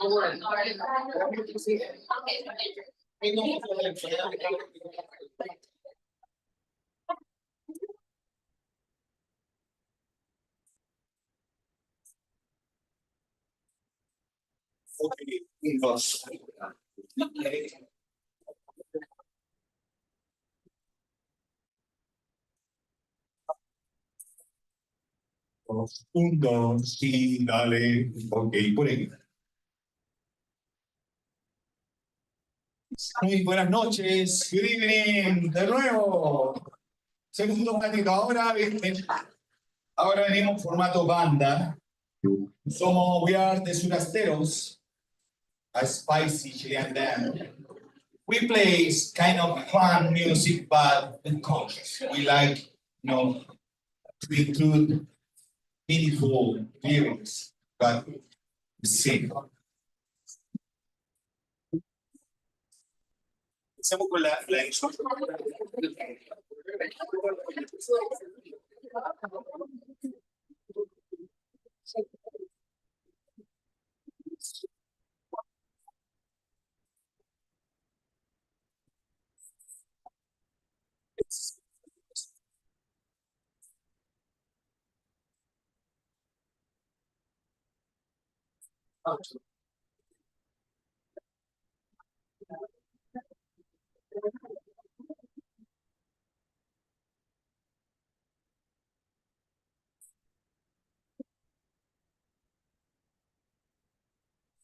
vamos a hacer una canción que nos pertenece.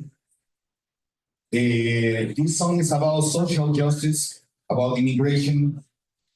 We believe that immigration is a human right for all the people.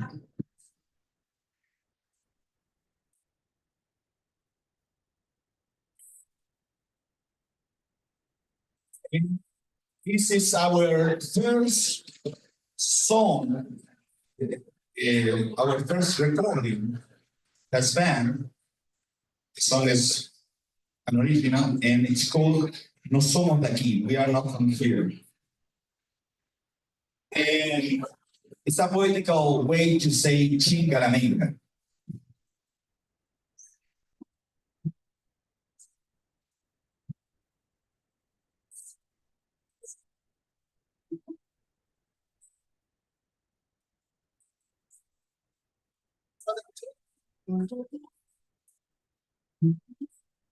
Ok, y ahí va. Esto es una cumbia murga.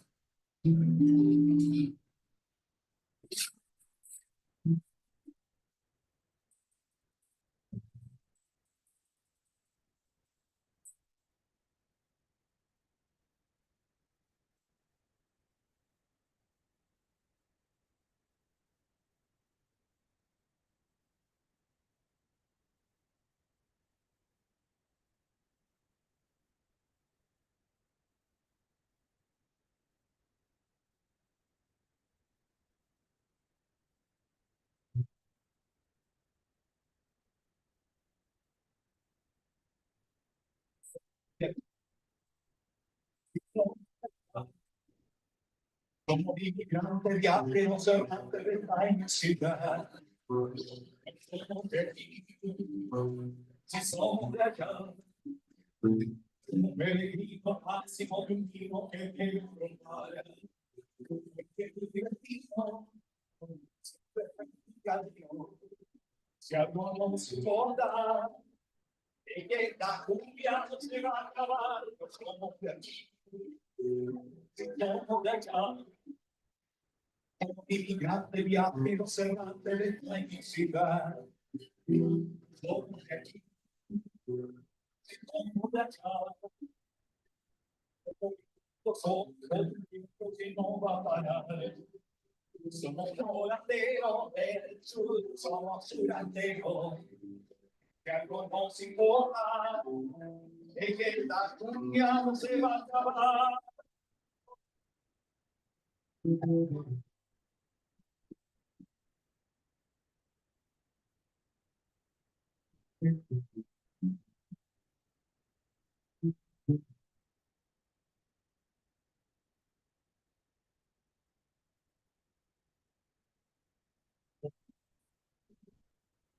Somos ya que antes de floreció y no floreció. Somos sangre con tierra, somos devoción. Somos la semilla que antes tuve precio y no floreció. Somos curanderos, somos curanderos. Si algo nos importa, es que la cumbia también puede ser una cumbia.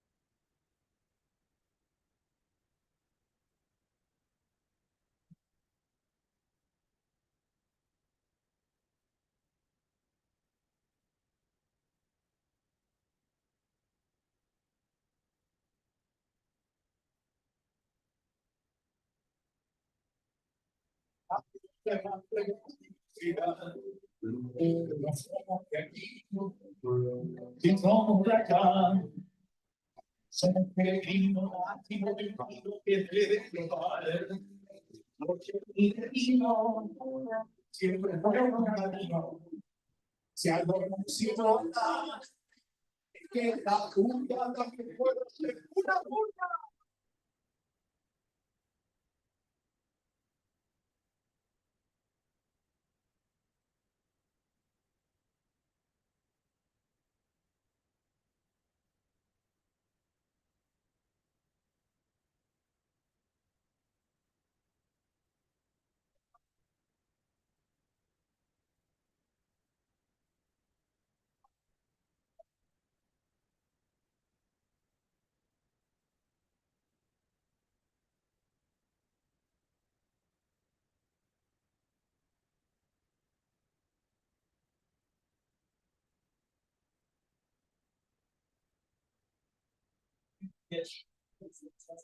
Somos de allá, somos inmigrantes, viajeros errantes de esta ciudad.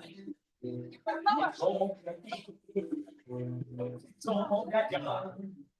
Estamos movimientos, somos movimientos que no va a parar.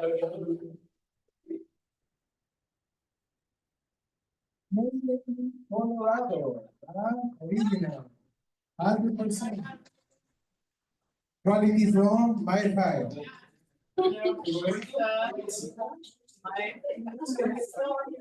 Yes, it is so much. I think we do something. Yeah, like the smaller. What is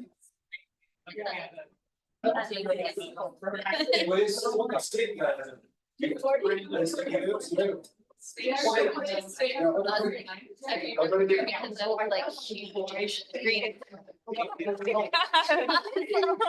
don't need to be like. Okay, esta en el tocar hicimos una versión a bailar de Michi, Chan y Limonada.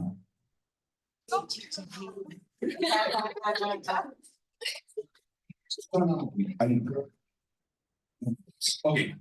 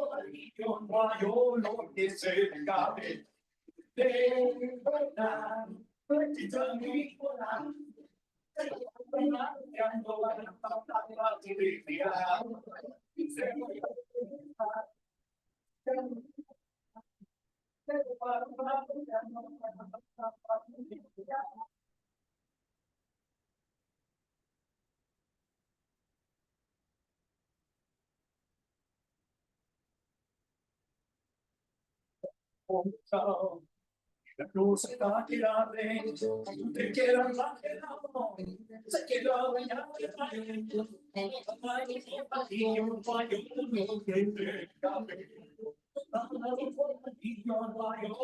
que se escape.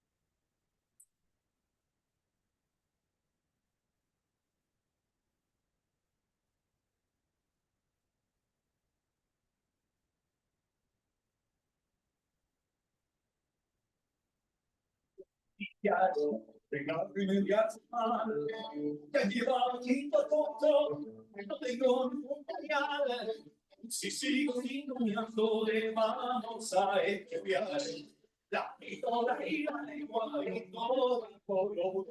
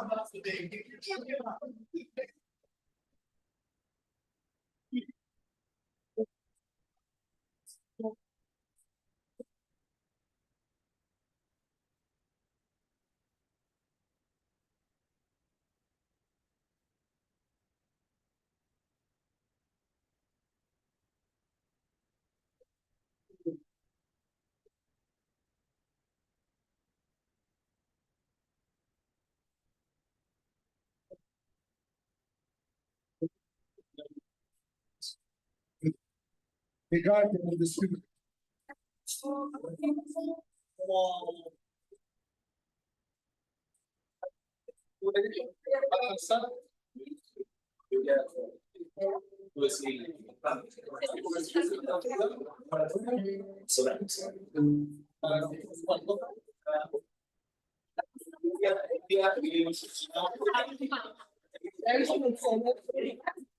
Vamos, vamos. Siguiente. Ahora vamos a hacer cambio de país. Vamos a hacer una cumbia chicha. La cumbia chicha es un género que viene del Perú. Algo de Perú. Ah, seguro lo conocen, ¿ah? ¡Sal Perú! Y esta cumbia se llama Cariñito. Un, dos.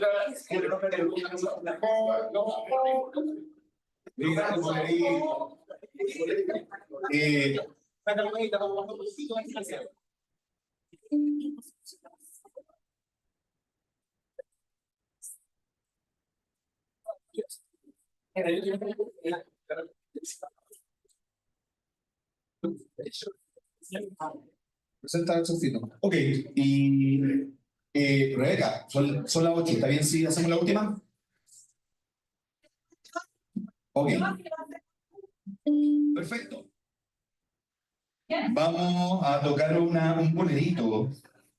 Nosotros honramos en realidad todos los ritmos latinos y esta es una canción de amor de aquellas cuando te rompen el corazón, cuando te dejan esos pedazos por ahí y tienes la memoria aquella persona que te estropeó la vida. ¡Ah, no! Pero esta es una manera hermosa de sublimarla. Es cuando está ese fantasma persistente en la memoria y viene esta canción que se llama Tu fantasma. 100% original. Can you feel the jacket? Ok, ya que va. So, do you like it? Dos. Ay, bolero. Uno, dos.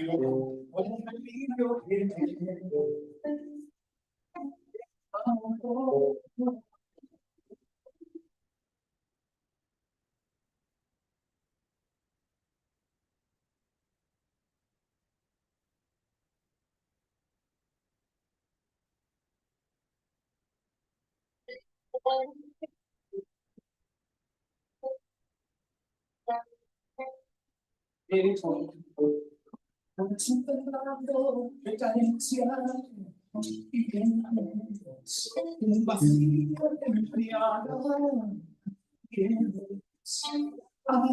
pero se fue mi vida.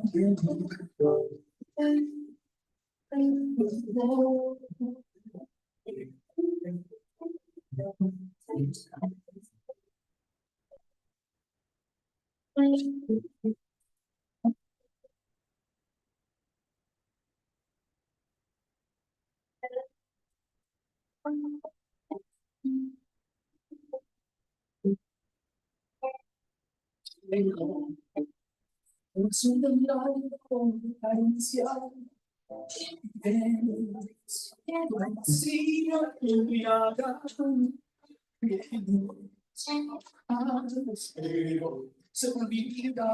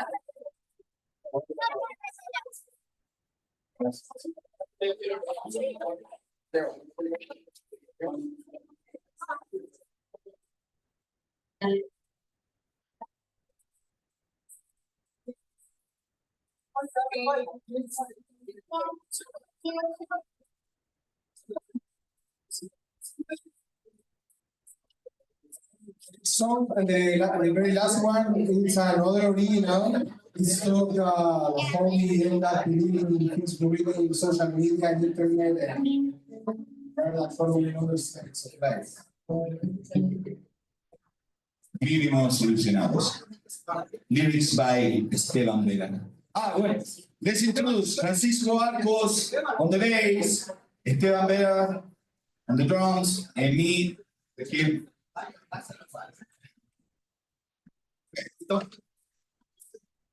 Dos.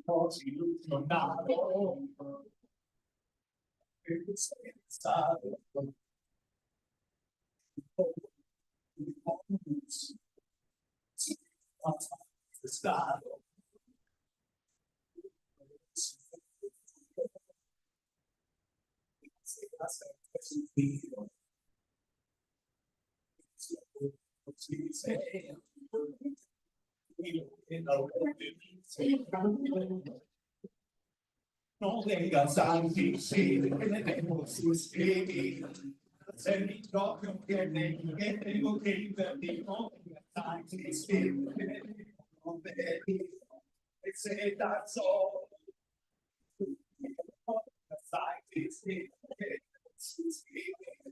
Para hacer mi propio que tengo que invertir, no vengas a decir que tengo que invertir. Say that solo it's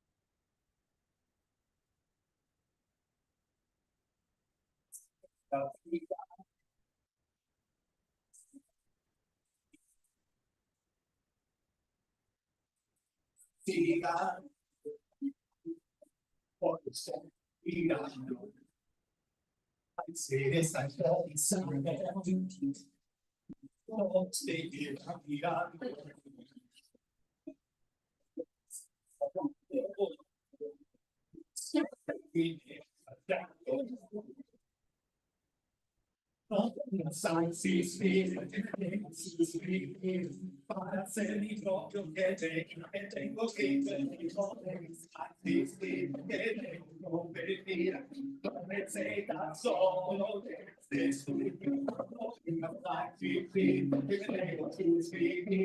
para ser mi propio que tengo que invertir, no existir, que debo competir, no receta solo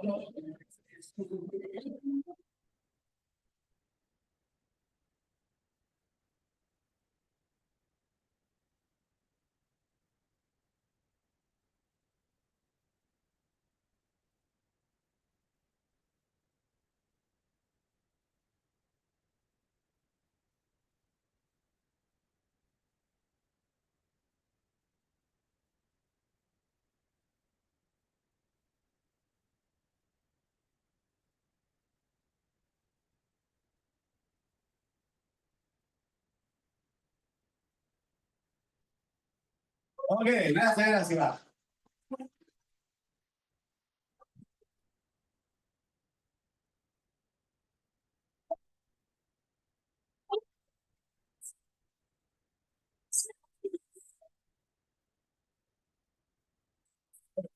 Muchas gracias, muchas gracias.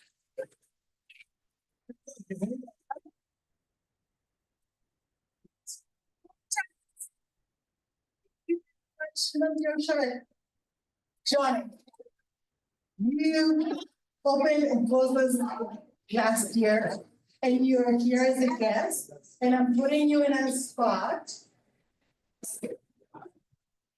Maybe you have something to share with us? Maybe, yeah. Yeah.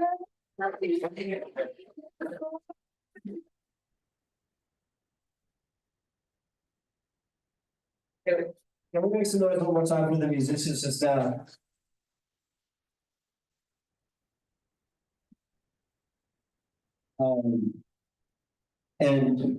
I want to say it's an honor to be in the room here, Victor, with you, and I appreciate so much everything you shared. It's very meaningful and to feel the connections and the time you put into making connections.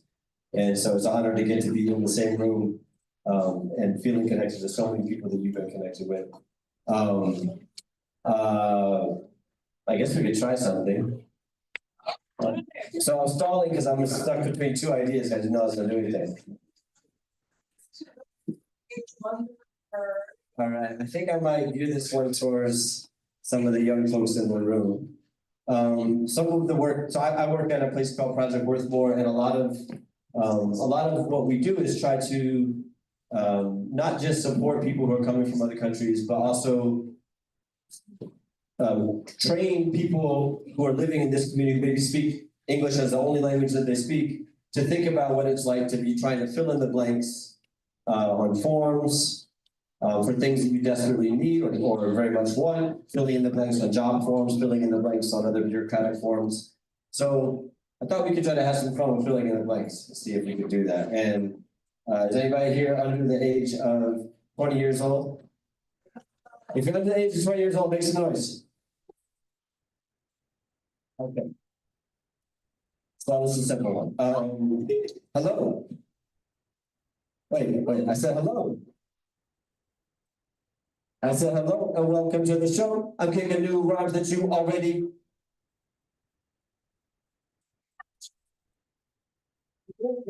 Okay, move like water because that's the way we. On your mark, get set, get ready. Marco. Marco. They say you only live once. Y'all ever heard of Yellow before? Marco. I can ride my bike with no harm. Yeah, but there's a rhyme. I can ride my bike with no harm. So long that no one can get underneath it. So elevated that no one can reach it. Tell me your story, I'll tell you a secret. Make me a promise, I promise to keep it. No beat, but I ain't stressing. Showing the people science lessons. I'm a sleeping giant. Get in line to lift off. 10, 9, 8, 7, 6, 5, 4, 3, 2. Start the show cause the previews. Try new languages, speak new. We need new organs to breathe through. Inhale, anybody can participate. Exhale, put it on the calendar and pick a date. Celebrate together with the confetti and ticker tape. Party don't stop till the horizontal figure eight. Rules so far, nobody been to litigate. I was in the mic and nobody been to litigate. Party over here, party over there. Either way, rock for the young and old, plus middle age. Oh, come on, middle-aged people make some noise. But I want to go fast. Hey, I want to hit you like a thunderbolt clap today. So if you're feeling kind of vulnerable, that's okay. And if you're some kind of wonderful, well, that's just great. Any one of them is honorable. But I have to say that as of late, I want to flow so indomitable, Cassius Clay. I want to flow so abominable, let the glaciers refreeze and take from these seas. Rising tides, we make them recede. 3 feet to knee deep till we see the Maldive beaches, they can be free. While all these beings so blatantly breathe, the lobby screams, no vacancy, leave. But it's always Jesus' face that needs sleep. So how much more awake can we be? I said hello and welcome to the show. I'm kicking new rhymes that you already move like water, cause that's the way we. Wait, does water go or does water? Oh, on your right, get set, get ready. Round of applause for here tonight. And let's all give more money to DJPC.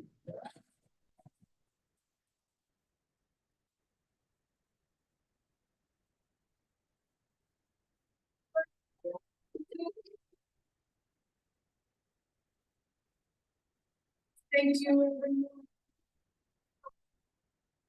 It is sorry. But we are welcome to stay here for a few more minutes. We are going to start picking up, but you don't have to rush out. We have some people in the background working really hard. So thank you everyone for being here. Good night.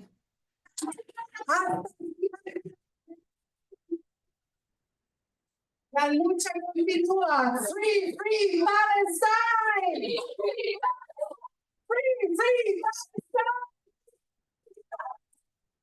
¡Hasta la victoria siempre!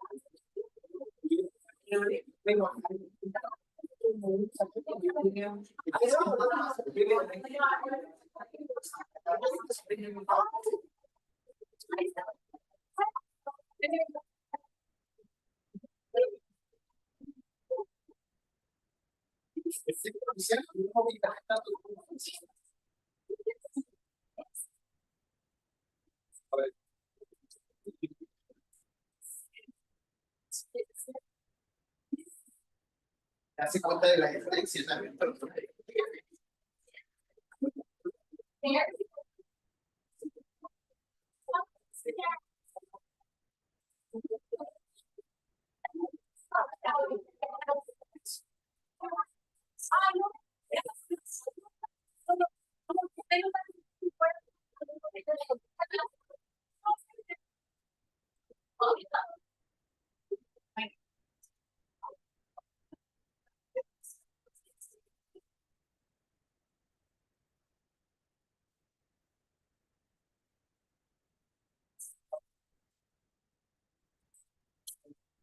Oh, yeah.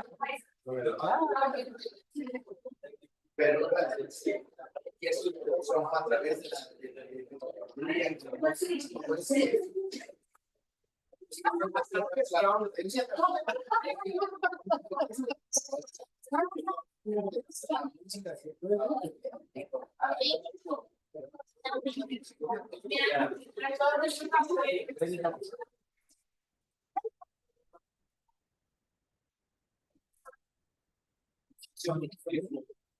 One night, start ready for the.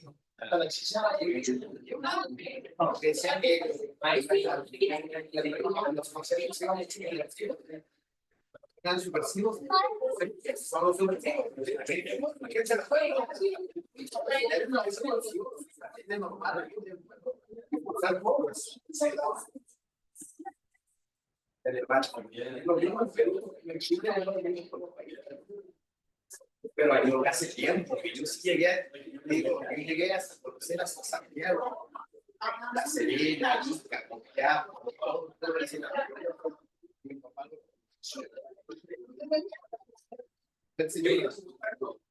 Sí, sí, sí. Vamos a ir a ver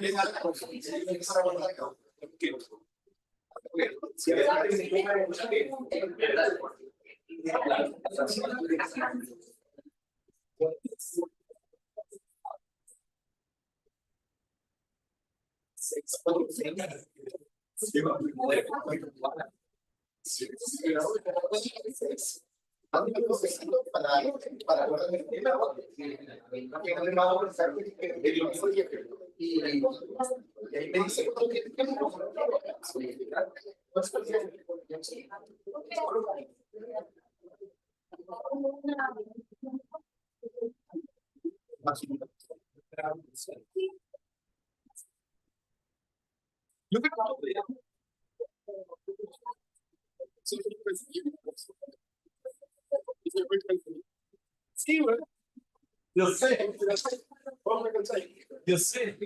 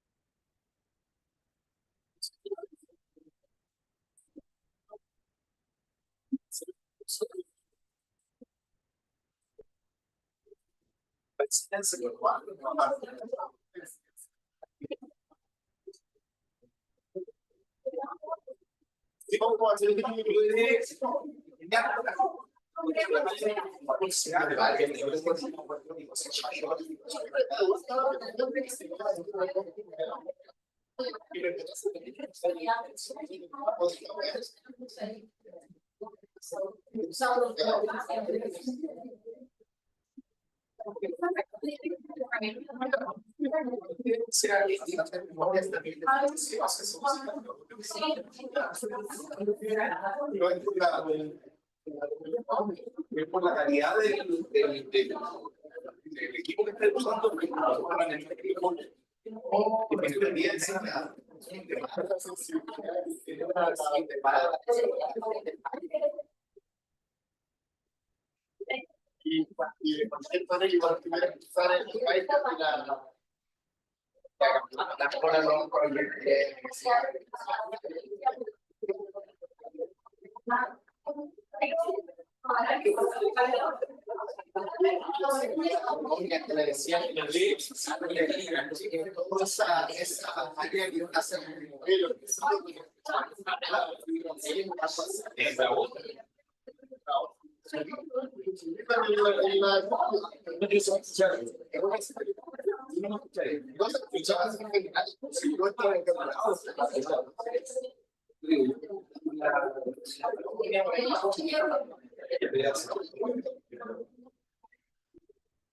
la vida demasiado